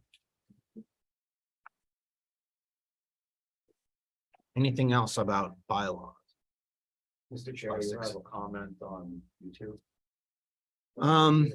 Is it a comment or is it a question? Actually, it's a How, question. yeah, how can I, yeah, April Cobra asked, can we put a turnaround time on this bylaw with a date? And asks if we can amend the motion to include the date. okay. Yeah, that's actually a great point. I imagine that, the scope that we gave tonight in the discussion, I would say that, Brian, you're gonna need you're gonna need some time to be able to do that. What would you recommend is a good time frame to turn around, any kind of findings that you may have? I understand that the motion was to come up with some draft work, but you may encounter something where you need to come back to the board to say, I need further clarification, or I need more information on something. So what do you think is a good time frame to either do an in-progress review meeting and then possibly a final draft product? So we can certainly work around whatever time frame the board would like us to work on. I think, I looking out at the meeting schedule sometime in the next 2 weeks to 1 month, if you're doing meetings every I was 2 thinking weeks, much more time. I was thinking more time. 30, 60, 90. Say We again. would certainly use more time if we were given it. So if it's not a Going Stand by. past July. Would July be sufficient? We want to give her more time than. July would be sufficient. And If you could, Yeah. if you could just let Adam know, let's shoot for, let's see, that's gonna be, Until next week. Where's our new meeting? we've got a couple of them. Then we've got consideration for. I know Julie would bring it up. When are we taking a break? That's why I just said we get it before July. We should get it before. Like basically like block vacation time. But it doesn't happen in 2 weeks. I can tell you that. We need to give these people that respect. They're not gonna get it done by the next Well, I Board mean, of Selectmen meeting in 2 weeks. oh, yes. Yeah. I appreciate that. Absolutely, we're not gonna torture you with that. Chair, August, I would push it to August myself, August. one of our meetings in August. I'm comfortable with July. We only have one business meeting in July. Why don't we go for? I'll make it worth our August while. 9th. I think she's gonna, when I talk about other towns, she's gotta do some exhaustive research to come back. And we gave, as I was reading this stuff out, you kept adding scope. I didn't stop you. But I had to add all these things in. She's got to come up with definitions and otherwise. Certainly paralysis is not the first time I've heard it. So in terms of all the list of things that she's got to do, decide whether it's got to go into, it's going to be a zoning thing or otherwise. And nothing is pressing us right now. Again, Laurie mentioned it and then Gail mentioned it. There's nothing that's pressing us to be able to try and get this thing done. No one is going to be, there's no imminent, Threat. correct, right? I don't believe there's an incinerator on the train right now. I do not believe that. I don't know, there might be I a hydrogen truly tank do or not some believe that. pyrolysis. of Let's the shoot for August 9th. Go with the facts. Can we do that? Yep. August 9th. Yep. And would you amend your motion to include August 9th as a due date, potential due date? Can thank April for that. Well, I like that there's a date. I just like the exact date, but I will Why are you amend not my gonna be here? emotion. I will be Okay. here. I just would prefer July, but that's okay. I understand and respect Ryan's position. I hear what everybody's saying. So yes, I will amend my emotion to August 9th, even though it's a little awkward for me. And I- Even though it's a little awkward for me. and I will second the amendment.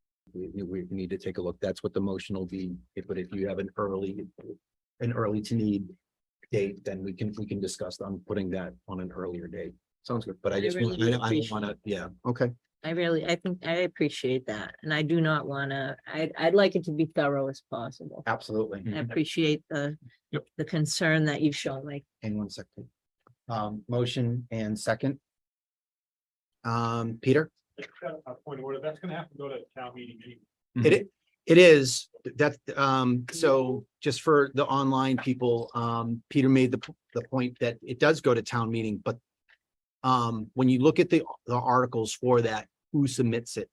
You know more than a lot of people about citizen petitions. So this one right now has the potential to go through the select board. So that it comes to the select board and then it's placed on the warrant. So that would be the avenue that Terry has kind of birthed at this point.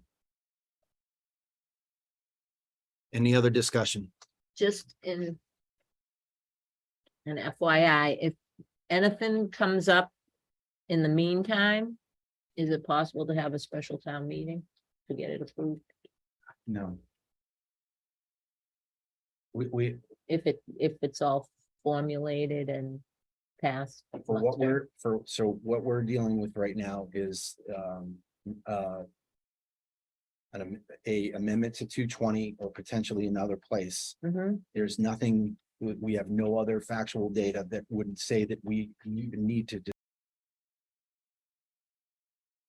discussion. Right now, this is a great way to start with this. Thank A little bit of lack of information and obviously We get the scope pinned down. It is not to our advantage to try to push this and race it through. We need to take the time, give. right direction right now. Any other discussion? Okay, I'm gonna bring it. Now, did you get, do you need help, Jackie or Holly, with what that motion with the amendments is? This one's on you. Change to a bylaw. How do you vote? Matt, Yes. Terry, Yes, Tim, Yes. Julie, Yes. and I vote yes as well. thank you. Great. This is the right way to go. Thank you for hearing us. Of course. Appreciate it. Yeah. Thank you for Thank you. coming, everyone. Thank you for coming and Yes. voicing your Yes. opinions. All right. What we've got left, I know a lot of you here were for just that thing, but if you are at all interested, we're going to talk about historical commissioners, chapter 90 plan, scout hall bid award, turnover policy, bad check policy, library donations, Rotary project, scout hall, and Gardner's landfill. If anyone wants to stay for those things, you're more than welcome to. If not, we're going to proceed. Okay, Item E is action related to historical commissioners, special employee status. Who's taking that one? Steve. The chair. Steve. Hi, how are you?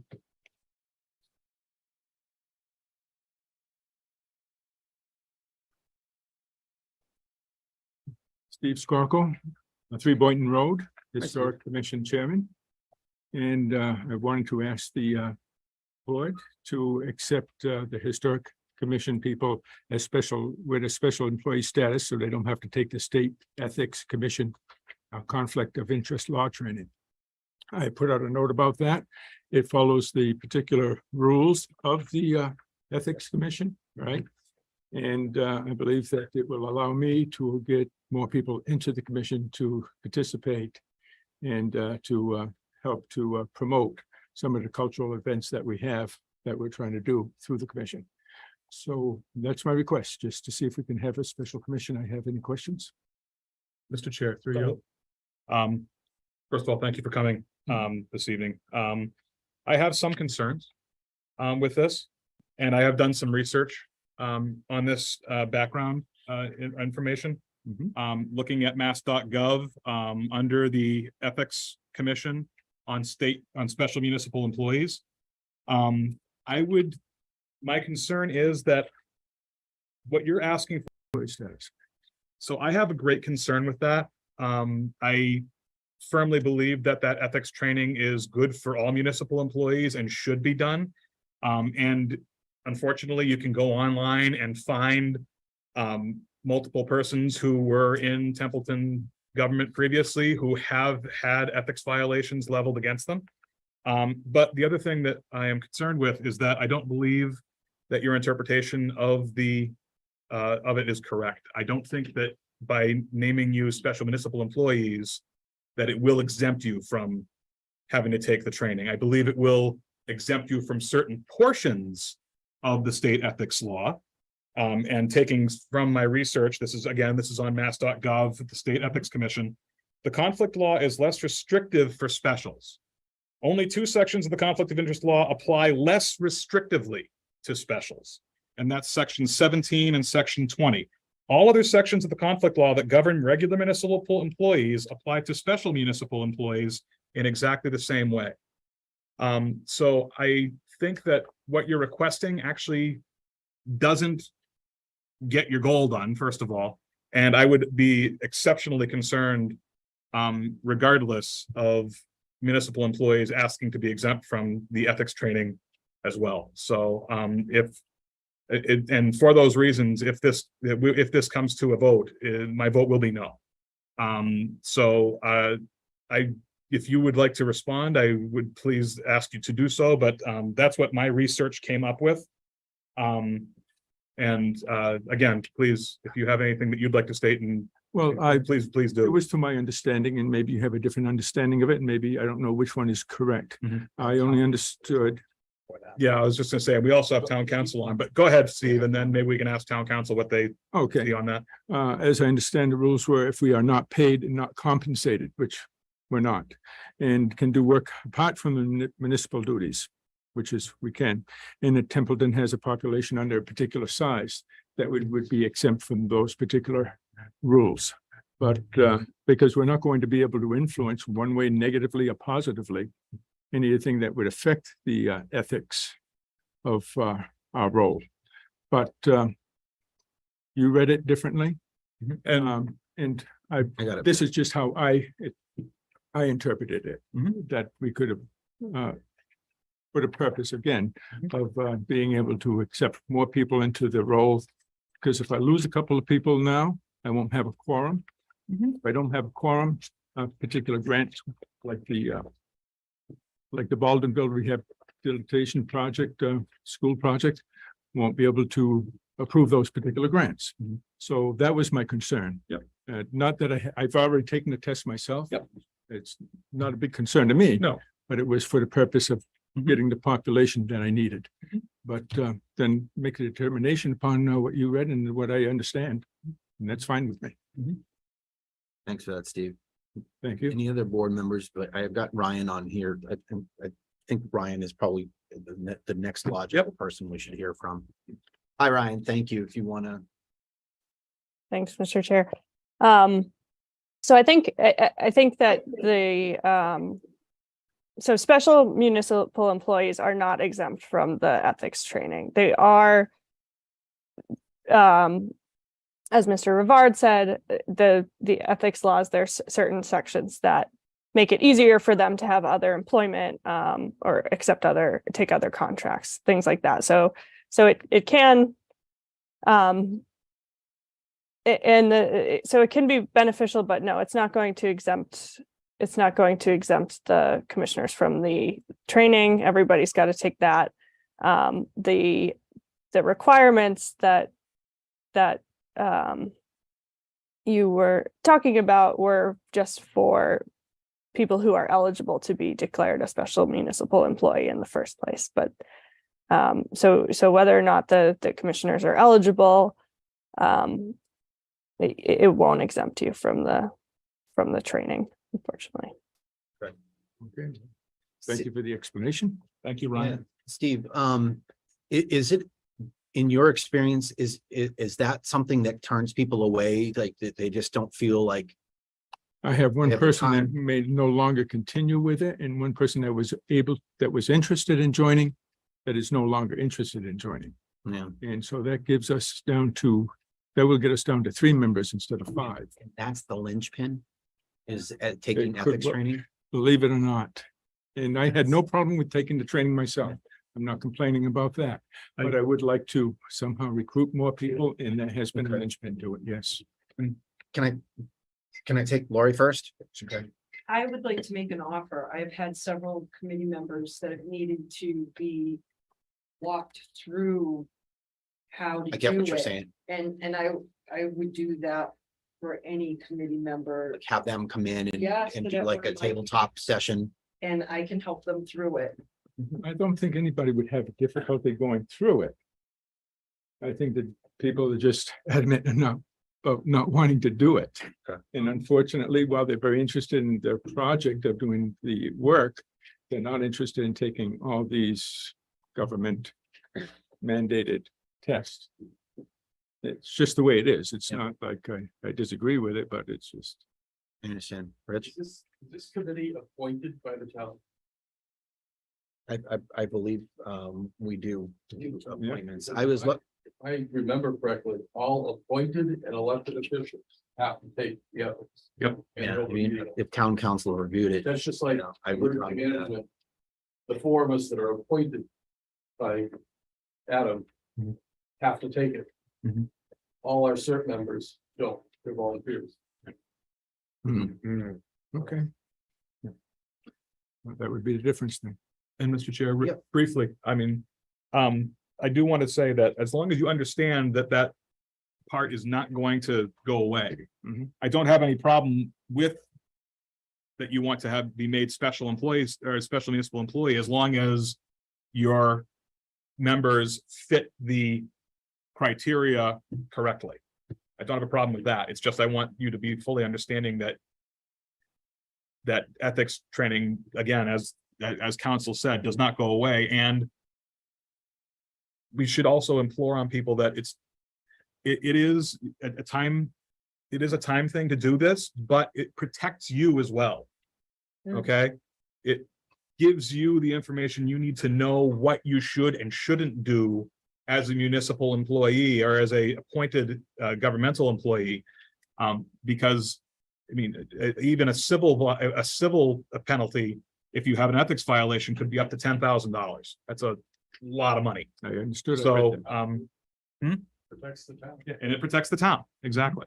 So, I mean, and that's the other thing I wanted to just bring across. You're just trying to walk it back so you're not anti-history.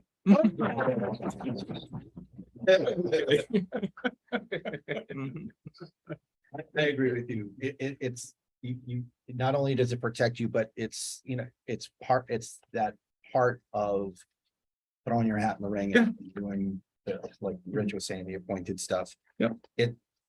It stinks that you're in that situation where, you know, the people that you have who are willing to volunteer for that are like, I really don't want to do that kind of extra training on the job or otherwise. Mhm. Gail, did you have a question?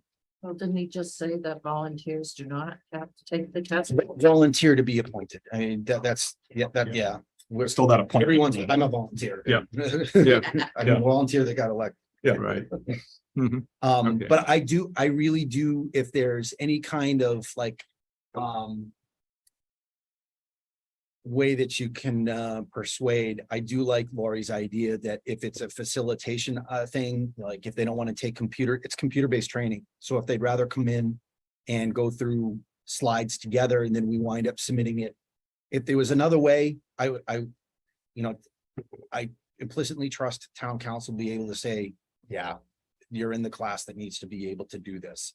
If there's a way that we can make it better for somebody, I'm all for it. And I think that's a great idea. Okay. Any other discussion? No, I thank you for listening and Of course. giving it a review. Thank you. Thanks. Appreciate it, Steve. All right, moving on, we are up to item F, action related to our chapter 90 plan. We've got our DPW director. Good to see you, Bob. Good evening, Mr. Chair and board. Hi, Bob. All that are here.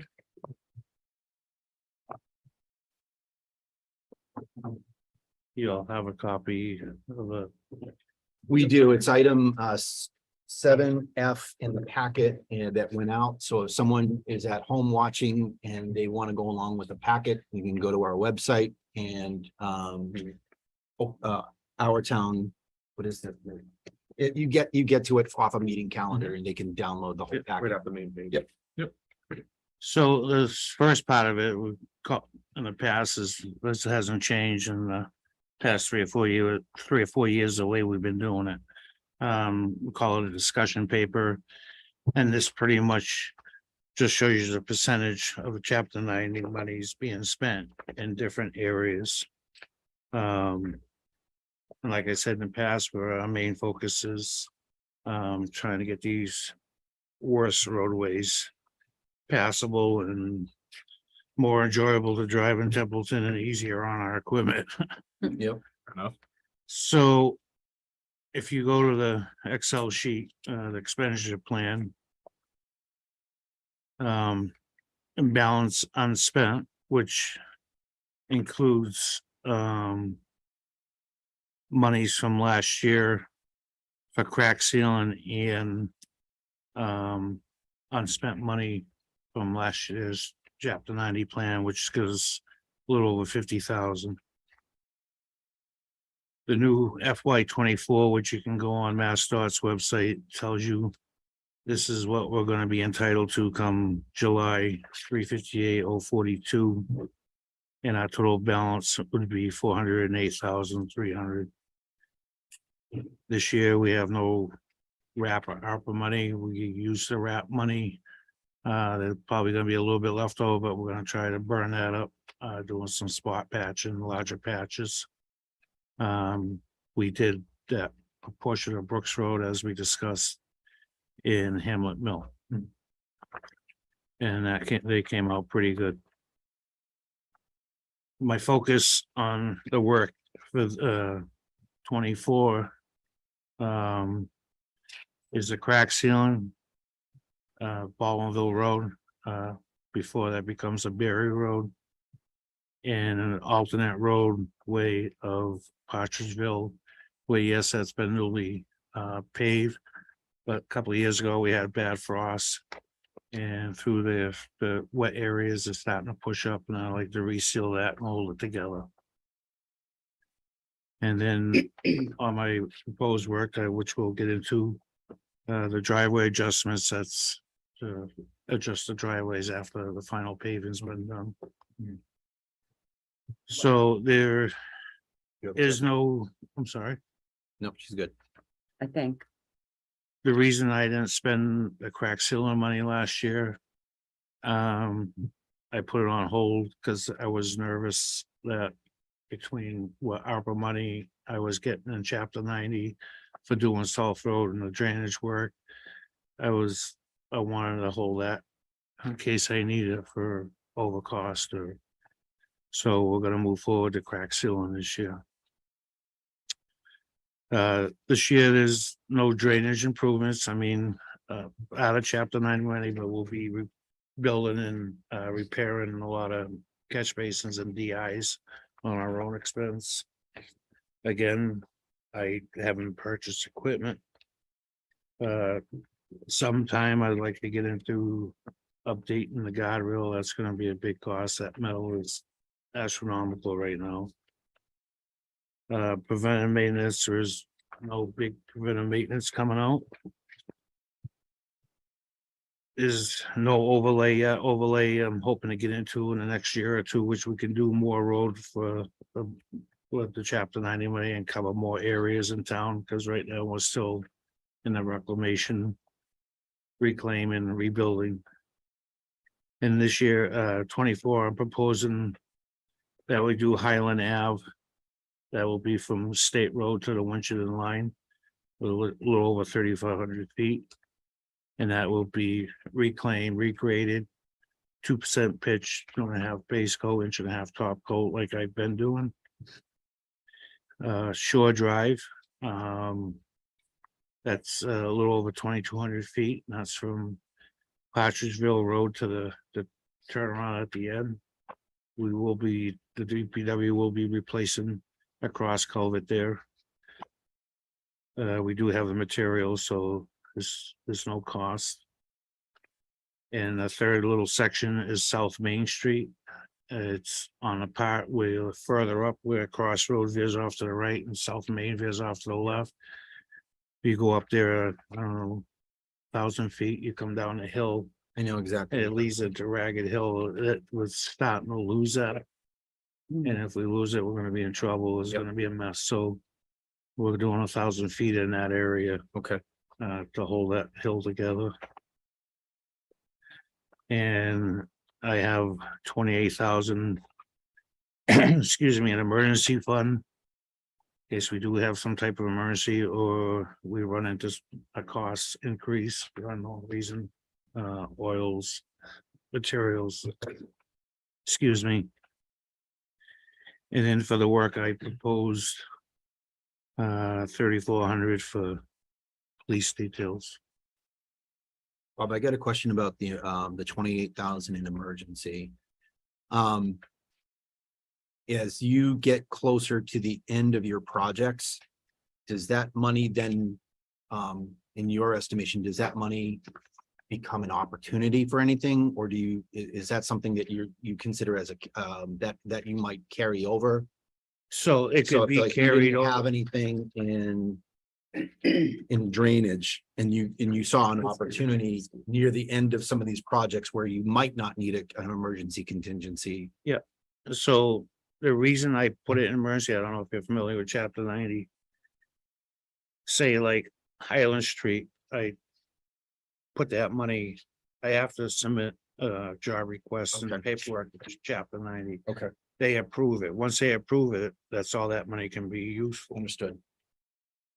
If for some reason I decide I'm not doing Highland Ave, I have to do the reverse paperwork. And Okay. they put the money back wherever I want, but Yeah, once I did not understand that aspect. once of it. I request a job and get it approved, it's locked in for that job. Okay. So me putting this in an emergency. Say I needed another $5,000 because the liquid asphalt went up.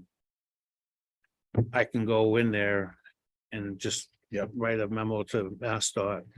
That I have this money available and I'm able to, instead of locking it in, it frees me up a little bit. And if there is an emergency, I would still have to do a job request for that emergency. Using the emergency money, but putting a name on it. Okay. Thanks. Fenced and obligated. Yeah. Yeah. Good detail. Mr. Chair, Yes, ma'am. may I? Through you. Hi, Bob. How are you? Good, man. You're welcome aboard. Congratulations. Thank you very much. I appreciate it. When you look at what roads you're gonna repave and you're gonna reclaim, that sort of thing, I assume you're looking at the 2018 report that was done on roads. Yeah, we're working off that study Okay. and there's some roads. That was done just before my arrival. I Right. stepped in the very tail end of it, so. Some of it I agree with, some of it I disagree with. Okay. So, And so I looked at it. South Main, south of Ragged Hill, no problem. Shore Drive, no problem. I was gonna ask about Highlandville because according to this report, it seems like there's other areas that are worse that could be done before Highland, unless something has happened there that, I mean, that I'm not, obviously, that I'm not privy to. So I just wanted to know what your thought process is on doing Highland Avenue as opposed right, so to. if you look up in a study. This is where I disagree with the road study. Okay. That's why I say shim level and chip seal. The road and the people I work with in the, like Mass Broken Stones, vendor. And their professional input. You're wasting your money. Because what happened is. They put new water or sewer up there, and you got all these cross trenches. It's a pothole nightmare if you want to. And it's gonna tie in with Hospital Road. Yep. And it's kind of more main of cut through than. Some back road that has 4 houses on it. Okay. We are gonna get to those. Oh, yeah. But I'm trying to do some main roads and back roads, as you can see. Yep. So that's why we're. No, that was the answer that I needed. I defer to your professional judgment on that. So, I have plenty of choices. trust me, I can tell. I looked at the map. Thank you, Bob. Mr. Chair, through you, just a quick question. Bob, just a quick question. Trivia by my Baldwinville Road.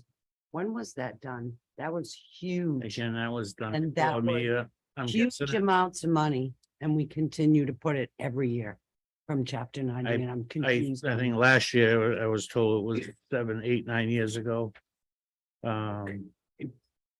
Which we're, yes, we're having problems with that road. I've already fixed some sinkholes because the drainage work wasn't repaired or updated. Now the water department's gonna be coming up part of that on the, in Baldwinville, as far as their line replacement, doing that school street, Cottage Vernon, all tied in the area. But It's you just have a to do it. frustration because I was on the board, so I want to say it was 7. And I want to say this was huge. And I understand that it's a very busy, it's going from Baldwinville to Templeton, Right, so it's very well traveled. I understand that, but the millions and millions of dollars that were put into that Right. reconstruction. I feel like every year since we're putting some, whether it be a little or medium or a lot. we passed a few potholes. I personally, since I've been, haven't put much. Yeah, I don't think it's been on your list It's, as big, but if I don't. but I crack see it the- on again this year and I'm just curious, like, was the job a good Yeah. job? I mean, like, why do we keep putting money on that main road? Right, so you haven't like. partially Because over- that amount could do some small road. Right, but you gotta also maintain your good roads, I or you're not gonna get the life out. And that's a heavy travel road. So now water's going up there again. So you water's said? been getting in the cracks and. Water and sewer are gonna go up there and dig up Well, again. water, just down the Baldwinville line. Down the not end. whole way. Okay, well, yeah, with that, you're not doing, But I got a preventive maintenance set because okay, I wanna get Berry Road done hopefully before I leave. right. Don't You're say not we- going anywhere. Which I could leave. You wanted a reaction, you're not getting. No, you gotta do preventive maintenance as well. You just I can't just understand. Fix Thank the you. bad roads. You gotta prevent your newer roads that you already done, so you Mhm. don't lose them and you're just going backwards. Right, So so it's more of a I preventative. need millions of dollars and I'd be a happy guy and pave the whole town. Well, I know. opportunities may be there, with the new. Yeah, governor, we're new hoping. Budget process, we were recently solicited, well, the former Senator Ann Goby, if people didn't know that, she's moving on to the office, she's the Director of Rural Affairs. Good luck, sir. Secretary, and I know that there are, so that seat is vacated, but we had worked with her office to be able to look for funding opportunities, and that was one of them that the advisory committee had made recommendations on. Yeah.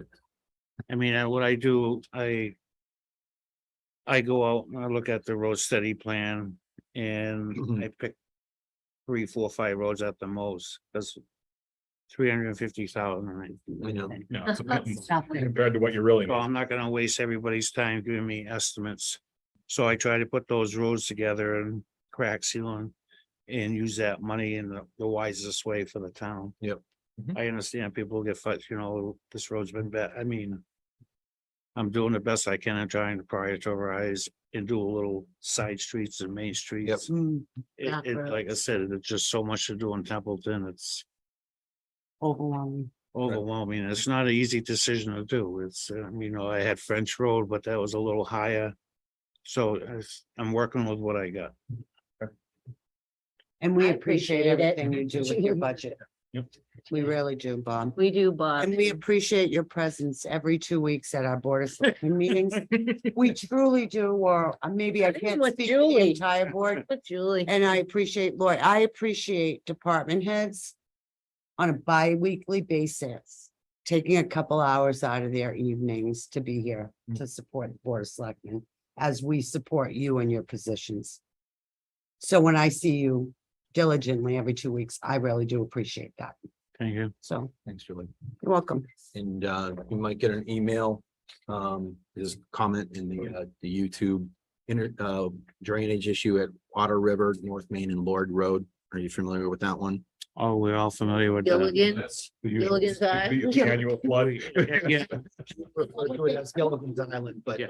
you know, My lord. you want to take a look at that. It's probably flooding right now. We have rain today.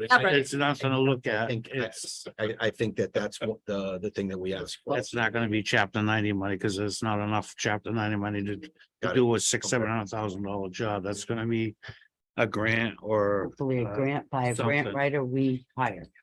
And Yeah. we did give the town, the residents, a couple of options to get us by, but everybody's against us, so. Until we come up with that money somehow, there's nothing. I'm We'll not tie a gonna- rowboat to a tree. Oh, I think you should maybe you should represent I've suggestions been for that working with area. conservation and that they understand, I mean, they know what I've been offering and people And giving then, us permission, but people keep shooting it down, so. oh, that's If they don't wanna work, I can't do nothing if they don't wanna work with me. Right. that's too bad because that is a mess. I try. I'm sure you did. I'm sure you put it up. Everyone all set? Is the board set? I know. I'd take care of the board first and then I go Yeah, out to the room. Hi, Gail. I just have a question. You know, I realize this is talking about chapter 95, Yes, ma'am. but what about maintenance or preventative maintenance on the parking lots? Chapter 90 can't be used for parking lots. No, I realize that, but I do So have a we, plan. Capital does have a couple of parking lots that we still have that are on the near term. I think what I'd like to do now that we're through annual town meeting is those things that were made recommendations for. Let's bring that list back up so we can kind of go through kitchen and right, things like that. And I know Adam's been did working present very that hard the on last the 3 years. senior center. Yep. Through capital, and they did have a plan. Yes. If this other plan goes through, it's a plan, but if not, it's not a plan. I still wish. Fun. Great summation. That All was right. a great summation. Anything else? Mr. Chair, So whoever came first, Tim? Tim, go first. We go for I it. think Matt beat me, but. that's No, you can all go for it, Tim. You got right. it. Yes, sir. I move to approve the chapter 90 plan as presented. So seconded. All right, I have a motion in a second. Any further discussion?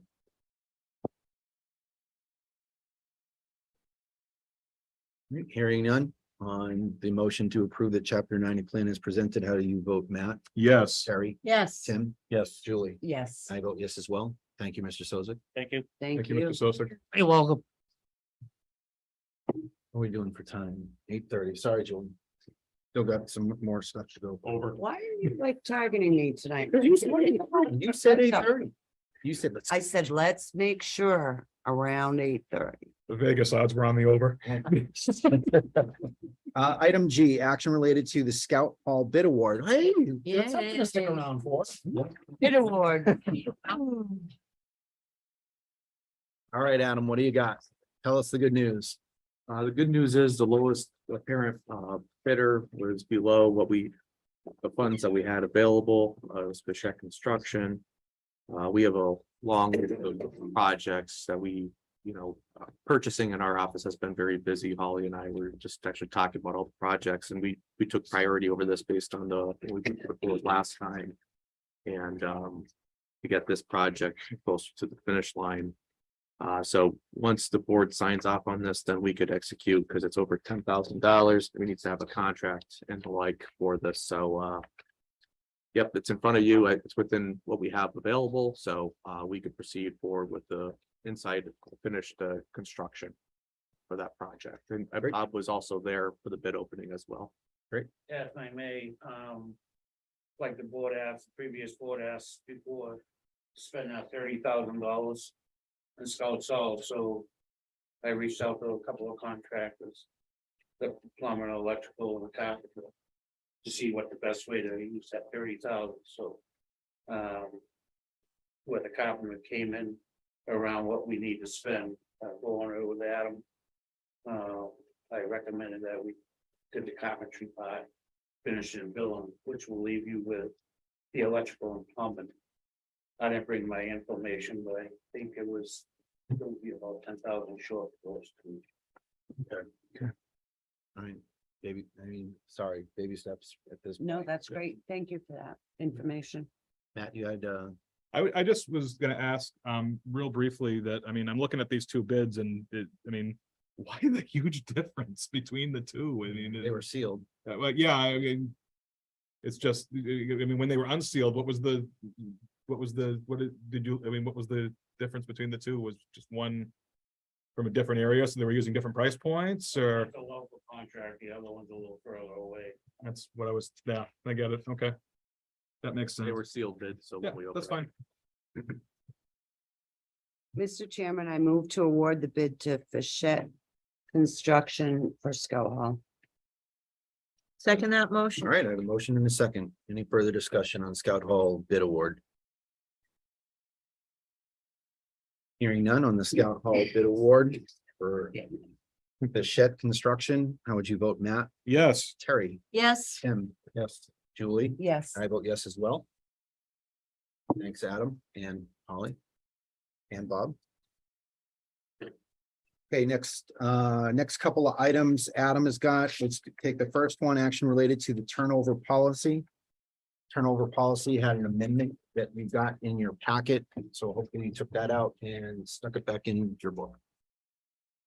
I do want to thank Cheryl and Holly for working on this, to bring this to the board. You probably remember the audit, last one we accepted. Yep. Mentioned the internal control measures. I think this would help resolve those, to finalize these and accept these this evening. If I require a little bit more work on departments, because the turnovers would be every week. Cheryl's here as well, if there's any questions with the board. I just want to note on the latest one, we just changed the language at the top to say select board. We'll make that adjustment as well. Yep, thank you for that. Any feedback from the department heads on this? I mean, as an audit control makes 100% sense. I know that there's a little bit of pressure in time, it's time frame. It's pretty much being followed now, so. Okay. It's just kind of a formality to get this down and get it. That's good. How does that affect, like for me, like I came in Monday. I couldn't give it, so I had to come back Wednesday.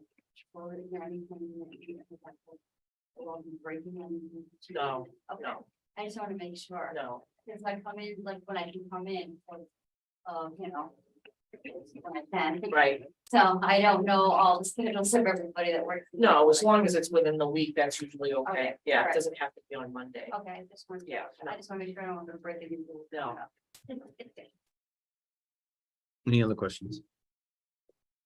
Entertain a motion to accept it. Matt, Mr. Chair, I move to approve the turnover policy as presented. Second, I have a motion and a second. Any further comment? Could you, it's as presented, but there was an amendment noted. Yeah, they're gonna Just a say to select board. change the select the board. name. Oh, yes, I Just moved, say as amended. as, I apologize. I moved to approve the turnover policy as amended. Yep. 3 seconds. second Okay, as amended Great, thank you. for the chair to sign. And for the chair. to and for the sign. chair to sign, yes. You're good. Second. Thanks. Okay. Wording. I'll get it right eventually. You're getting it better than I did in the first 2 years, so great job over there at the other end. Take care of the next ones. Any further discussion? Hearing none on the turnover policy as amended and for the chair to sign. How do you vote, Matt? Yes. Terry? Yes. Tim? Yes. Julie? Yes, And I vote yes as well. Next item, Adam, dad check policy. Basically the same course. This is, I believe we're already following. This is just putting in writing as far as I understand it. And once again, I want to thank Holly and Cheryl for putting this onto paper, and we'll have to let the auditor know as well. Let me move you. I know. And I got the thumbs up from the back. Any questions from the board? I move, Mr. Chairman. Yep. I move to approve the turnover policy as presented to the board. Next one. Bad check. Oh, bad check Policy, sorry, it's after 8:30. Yep. I read the wrong line. Presented into the chair to find. Yep. Presented, yeah, and for the chair to sign. Second. All right, I got a motion and a second. Any further discussion? Hearing none. On the motion to accept the bad check policy as presented for the chair to sign, how do you vote? Matt? Yes. Terry? Yes? Tim? Yes. Julie? Yes. And I vote yes as well. Thank you. Fabulous. Thank you. Sorry.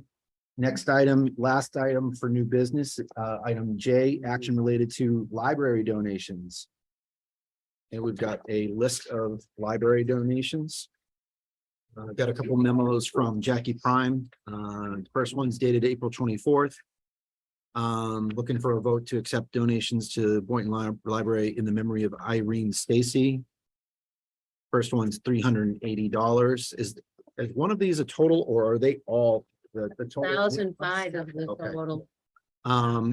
Second one is donations to Boynton Library in memory of Irene Stacy for $500.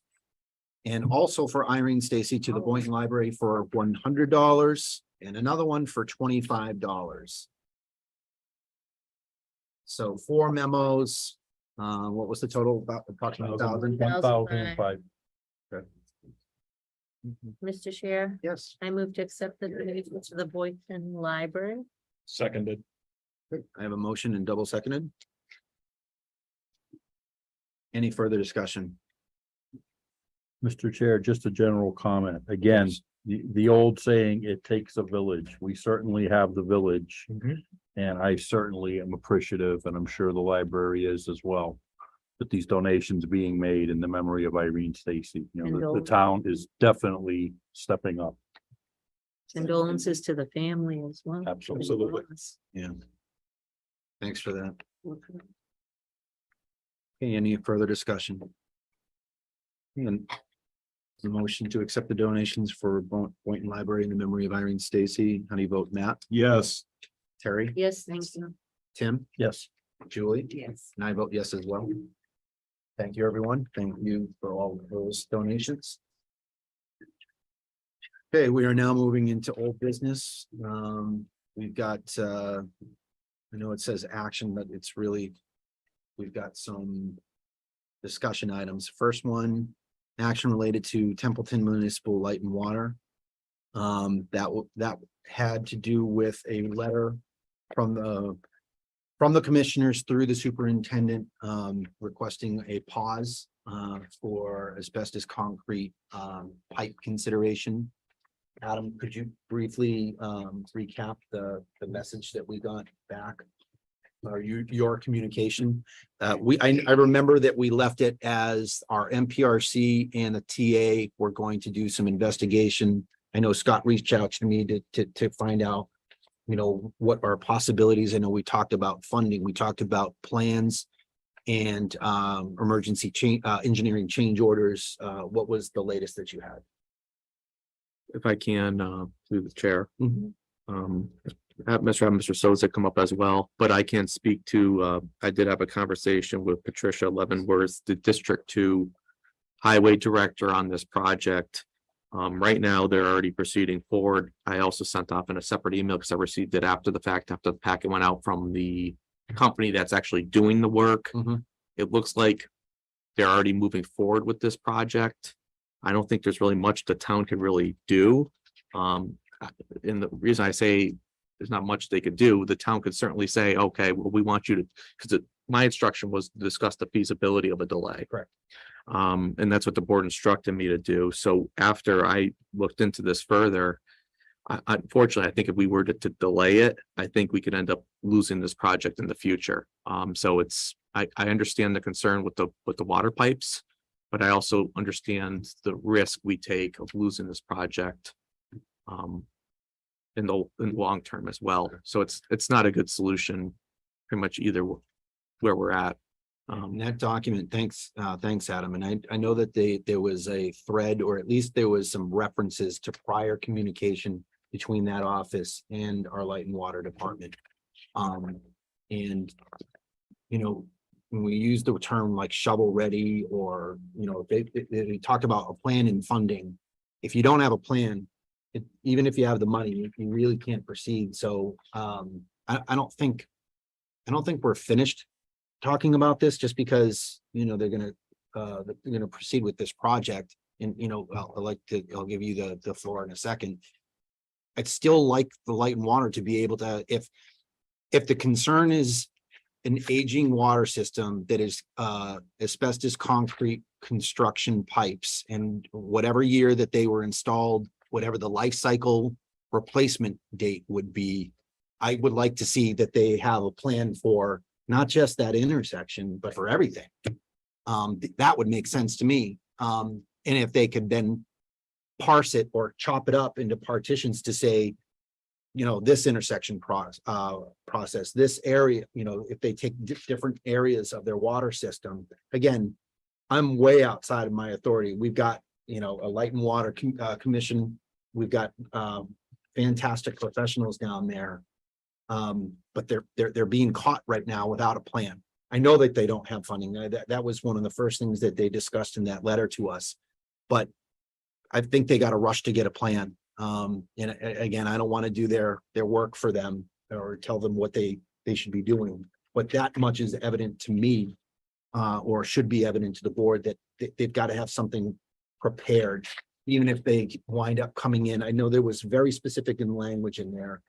I think it's non-participating, if they can come in and figure out how to integrate that. It does seem a little late at this point, but again, have that discussion. If they are going to have a replacement plan for these pipes, then that's what they've got to do.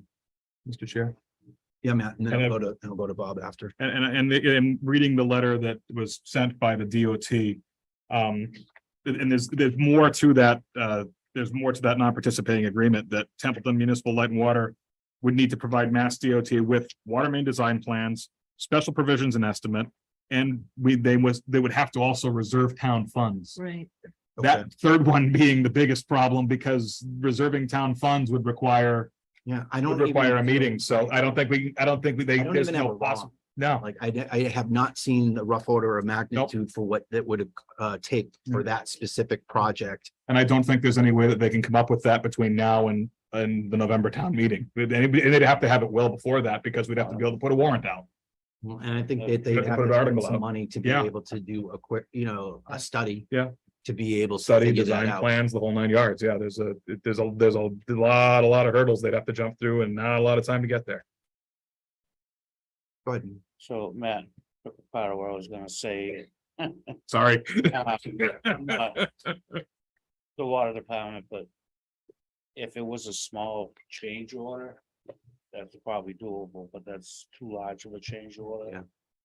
So if you're trying to delay the job, it's no different than me saying they're gonna start Royalston Road Monday. Oh, wait a minute, I wanna run a water line up the Yeah. street. So all these tips programs are on paper for years. I as understand. you know. I And know there was discussion prior. It Yeah, just didn't seem like they- it was fruitful. if Or it they didn't go anywhere. cancel the roundabout start date, that money's gonna be used somewhere else. You're gonna wait probably 5-6 years for it to get back on schedule. There was already a contract for this, like. Oh, that- they that had was a pointed out. pre-construction So meeting, to come off of a contract costs money. So right, and it's. I already was gonna be the what it is. MPRC or Already whoever had the funds holder. Construction meeting. So, I mean, it said, like I said, if it was a small change order, that'd Yeah. be one thing, but I don't see much light, any luck on doing that. Yeah. unless you cancel it. It would be, I think, interesting, I don't know how long this project takes or whatever. Let's just, in your mind, picture it's done. And then, like Scott was telling us, the worst case happens is you have a water main break. I get that that's a possibility, and that's where I believe I was talking about technical risk. What is the likelihood? How severe will it be? I think we still need, kind of like the dam contingency. We did a good job. I know that Rich did a lot of work to be able to say, what happens if that, forget the name of the dam. Depot Pond Dam. We talked through the contingencies as if we knew the guy wasn't going to fix it. we went through those things. So we do need to talk about contingency planning if we have to cut into the brand new shiny rotary, if we wind up having that. I know there are gonna be people saying, I told you so and otherwise, but we're not there to be able to stop that project. Right, so again, it's 100% in design Yes, and it's been awarded, it's been contracted. 3 They had their days, 3 days prior pre-construction to us meeting. talking about it at our meeting. Yep. And the water department saying, I want to do the water, like you said, you still got planning, you still got, engineer design. You're not gonna have that in the funding, like I said. None of that's gonna be available and ready yet soon enough for them, but they're gonna be started probably halfway into the time you get that done. And yes, it's gonna be disappointing if something did happen. Because I'm sure they'll be reliable for putting it back the way it was installed. So it's only one water main. I think there's several and a lot of valves, because you got Gardner Road, you got Two-Way, you got South Main, North Main. Yeah. There's a lot going on over there. There's one in the direct area of the roundabout project, though. Yeah, That would be the biggest concern we would have if that. well, I'm sure it Have feeds an down issue right after that. Two-Way. I'm sure it feeds up South Main. There's probably a valve there. There's probably one and the same thing feeding North Main and Gardner Road, so. It's Know that there's one particular one that goes every year. It's like clockwork that they're patching now. And, my vision is once they finish it's gonna be that particular one right at the end of South Main, which is gonna disrupt or damage what they just finished. That's the one I'm maybe mostly. you can put a colored water fountain in the middle. So we could do a water fountain. You were going there. But no, it's just interesting and I will be attending some of the commissioners. Very near future. Yeah, and Meetings because bring I'm that- very interested to bring back. From 6-7 years ago when this was discussed and they were on board. But then I'm not really sure what happened in November of 2022 and no one's on board. That's almost 7 years of study. Can Or you share whatnot. when that meeting is with? So I'm definitely gonna ask because I'm concerned, because I did have concerns where I live as well. Years back, many years back, but I was like, they're redoing my road, what about my water main? This breaks twice a year, consistent. Sure enough, did the road, 3 months later, water main goes. I did have the, And I don't know, 12 years later, now we got a grant, we were able to get a grant in the town. I just, I hate to see it I continue, did so talk to one of the I'll be water doing a little commissioners a couple of years homework ago, on this one. and it was enjoyable talking to him, and Yeah, he was picking my brain a little bit, and I told him, when I was in Harvard, our water department, we actually budgeted to extend and replace 1,500 feet of water main every year. So whether you're extending your services or replacing the older stuff, at least this stuff's starting to turn around, because 50 years for that asbestos pipe, you're on borrowed time. 1944. Same year the one on my road. was 50 or put in. 70? 50. Okay. But then you start having trouble, like, it's not just Templeton, everywhere. I know, I read quite a Huge. lot. I Nothing know wrong with the this. town of Salisbury had a study done, and that's probably where I wound up learning a lot about asbestos concrete pipes, and because it gave a general overview of the how the state got them, why they were like cutting edge technology at the time, what they did to preserve them with the VLAC, the vinyl coating that we do not have in our community. Again, if they're watching, any of the commissioners or Scott, we're not the experts, but we're trying to help. We're trying to, we're not where they want to be, but maybe we could help contingency wise So that it's not just finger pointing, it's actually like Oh, a is that, proper we're not pointing response. fingers anywhere, it's, No, and absolutely. again, Templeton's not alone. This Yeah. stuff is in every town, every Yep. town's experiencing the same trouble, it's, What is the replacement now? Is it PVC? well, you can use plastic or ductile iron, and the ductile iron is probably the better way to go. Okay. I also, in the years I've been working with water mains and stuff, ductile iron, it depends on your water, you always monitor it and testing it, but the rust and the buildup inside the ductile iron pipe, I used to have a picture, I wish I could show you, it was down to, you go from 6 inch to maybe 2 inch. And yes, they do have machines that can bore them out and clean them out or re-sleeve. But it lasts a lot longer. I understand what you're saying. Last longer, but not as corrosion resistant. Right. Got it. Okay, we've got no motion for this. It's an update, anything that the board is looking for. Information wise or, And I do want to say the state, if I can, Mr. Chair, and the state did provide us with quite a bit of information when I did reach out to them, so. I thank them for their, they went through with, the thorough research. They were very thorough. But I also want to know too, we're also working with Light and Water on multiple projects as Okay. well. So I mean, we just couldn't. here's your new MPRC liaison. Oh, yeah. So we did give the authorization for the MPRC to be working with you on that. We'll be working on Royalston Okay. Road soon. Great. That's good. Anything else on the Rotary behind me? Do we have a date? Mr. Chair, just a general comment. I understand the request is presented by Light and Water. I understand what was presented by MassDOT. The concern is if these contracts get delayed, canceled, whatever, those monies have already been obligated to spend. And that's expenditures that do not benefit the taxpayers. And I'm paraphrasing what's out of there, but absolutely. Then my secondary concern is, can MassDOT come back to us for the liability? I don't know the answer to that, but it's something just to ponder. And another thing is, if you've been following any of those meetings, the increase in the projects from a year ago to 2 years ago, I mean, just Royalston Road, I think it went up almost 3 million. So every year that project's not getting done, it's just climbing in price. And when you get a job that you want to cancel, like, I'm sure everybody lights up, oh, we can take that money and now we can do this one, it's 100% done. Yeah. So, All right.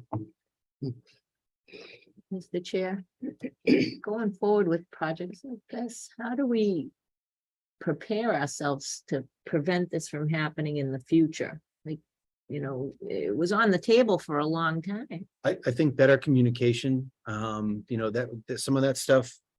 And I've never been to one of their boards. I know they've been here. Scott came for that Yeah. one. I think I was remote. We've got to be able to communicate better. MPRC, Jeff gave us updates all the time, potentially.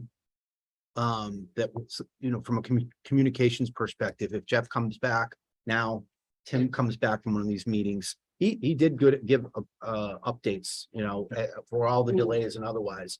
We've got to be able to forward that information or be aware with some of what the other considerations are. A moment ago, I talked about what is the life cycle plan for all of the piping or all the water pipes. So, to share this information, I know that they do have a lot of, we good stream-wise? Yeah. Okay. I think it's communication to answer your question. Forecasting. But if I can, Mr. Chair, also, this is a state project and there's federal and state money going into this. This was on the transportation improvement plan for quite some time. And it should have been on our water. Right. On our water radar too, the pipe radar, what's gonna happen when this roundabout comes in, what It's others? it's a town project. Bob's talked to them quite often, so, but this was a project by the Commonwealth. And they did all the work I got bringing it, this forward, so. I got it. Okay. But for our sake, in town, we need to be able to say, okay, this is the state's end, what's our responsibility? Is what right, I'm if saying. anybody gets anything from the state, Forecast, you think it's gonna benefit one of our departments. forward it to them. My chapter 90 plan, I reach out to all the departments and let them know what my thoughts and ideas are for my plan and see if they have any feedback why I shouldn't do it. If there's a problem, I'm not gonna pave it.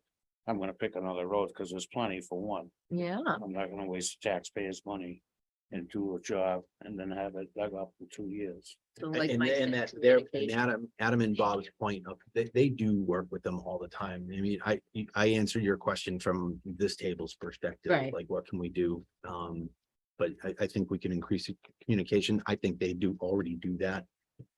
Adam's been working on the relationship and how to better tie those things. Of course, Bob works with them all the time. All right. All set? Everyone good? Good. All right. Item B in old business. Thanks, Bob. Appreciate it.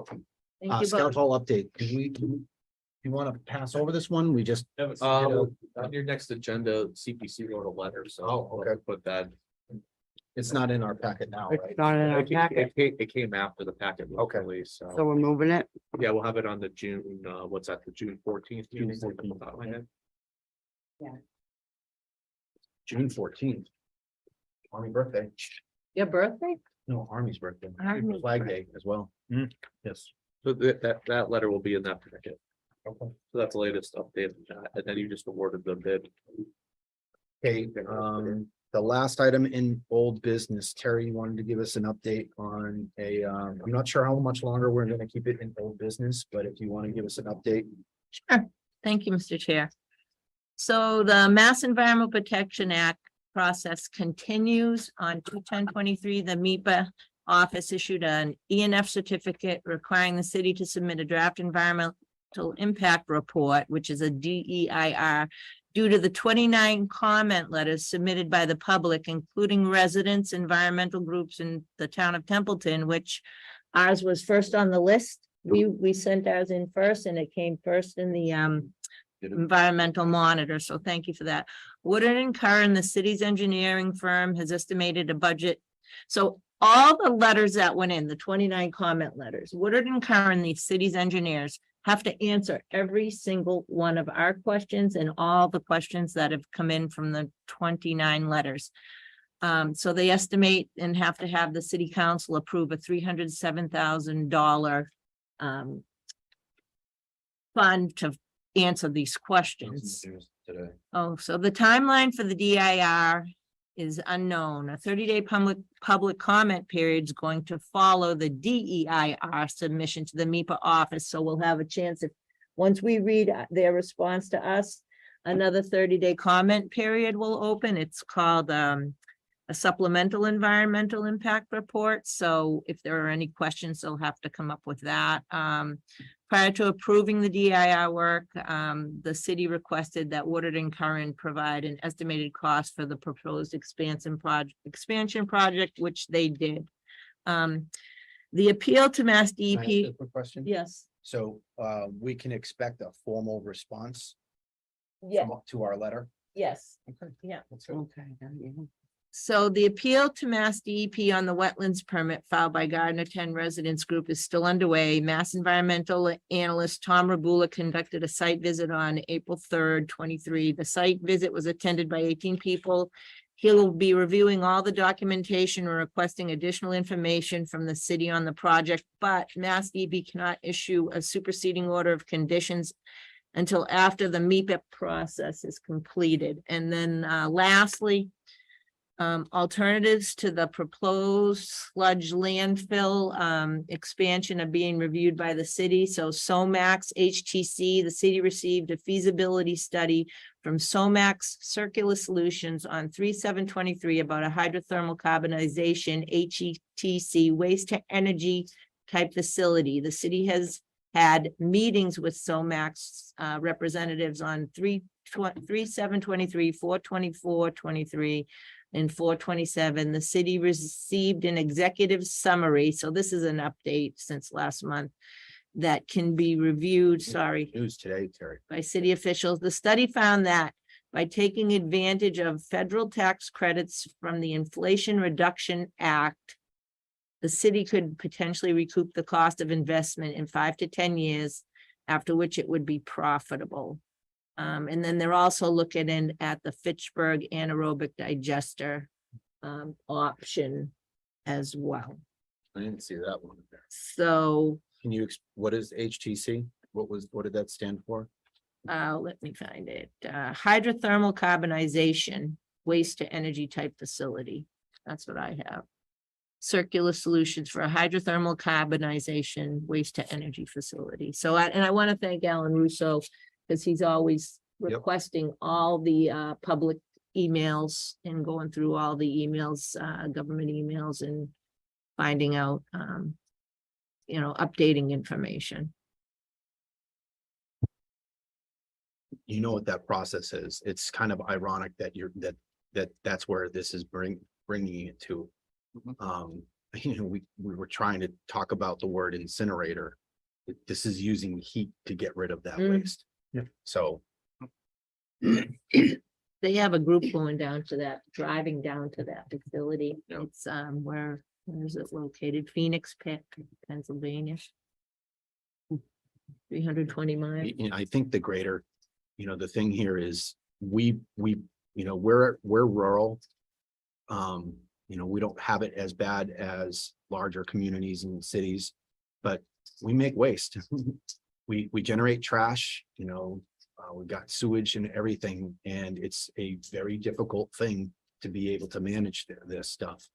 And no one wants it in their backyard, but no one else wants it flying over their head either. So. And that's why we have to be careful with our railway. I understand, but it's ironic If we that, can learn. the hydrothermal carbonization actually becomes good news in this agenda item, which is, it's just bananas to me. That I haven't researched it, so I'm not gonna make a judgment on it. I would It think- looks like a viable solution and that they can recap their money. But Yeah. I haven't read all about these it. scientists, they got lots of, what was the other one? I'm learning sitting here that you gotta look at both sides of the fence before you make a decision. You can't just look at one side of the fence. I know. And especially where money's concerned. But okay? I make the point again, we generate waste and we're trying to find efficient ways to be able to get rid of it. I only say that because that's the reality. Yeah, and what are we gonna hand to our kids? I really care Yep, about that. and protecting our citizens, we're Air and water. all right, thanks for that update, Terry. Thank you for letting me. Of course. All right, let's go to board member comments, and I'm gonna start with our freshman member, way on my left, Matt. How are you? Well, sir. Thanks for bringing your family in tonight. That was Yes. nice. Thank you. Thank you. As I said, what's that? Even though he was bored. I thought From the mouths of babes. I thought he was gonna come up and take over at some You time. notice I got this. he was giving one a kiss and then he went, oh, yes, he had to turn to his man voice. Vote real quick. All right, your time's up. Next. Yeah, go ahead. Go ahead. So really briefly, just thank you to the board for your graciousness. I appreciate it. Thank you to the town administrator for his graciousness as I've, in week one plus a day or two of this, I've got a lot to learn, obviously, but I'm gonna, as I hope that you can see, I'm gonna do my homework and I'm gonna make what I hope are good decisions for this town. That's the important thing. So thank you, and just looking forward to doing the town's business and hoping to make a difference for the town of Templeton. That's all I have this evening. Thank you. Welcome aboard. Hopefully Welcome. your onboarding process, if there's anything that you need from anybody, Mhm. the great team that support us. Thank you.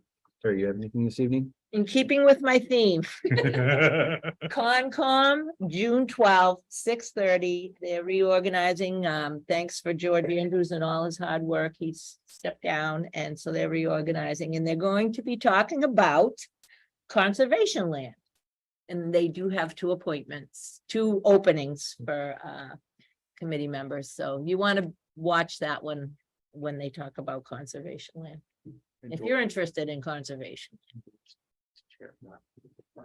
He's still on the board. He stepped down his chair. Oh, okay, he's still on board. All right.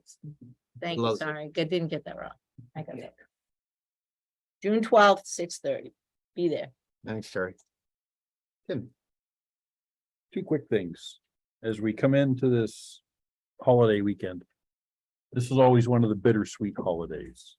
And I would be remiss as a veteran to just point out, this is not the time when we say Happy Memorial Day, because when you think about what this weekend entails, there's nothing happy or pleasant about it. It's an unfortunate fact and the reality of the trials and tributes of war. But this also kicks off when I was on active duty in the Air Force, where we got into the 101 critical days of summer. It started on Memorial Day weekend and it wrapped up Labor Day weekend. And historically, and you can go back decades on this is when the most number of incidents occur that can be attributed to weather, cautiousness, carelessness, and just an overall. So it's just a general, everybody be careful, be safe. I used to give weekend safety briefings, and especially at this time, almost daily safety briefings. And to be short and curt, just to briefly summarize, we always used to tell people, don't detract from the population, don't add to the population. Don't do anything that's gonna land you in jail and have to stand in front of a judge, and don't do anything that'll bring discredit to yourself or your organization. You know, are there any questions? What don't you understand?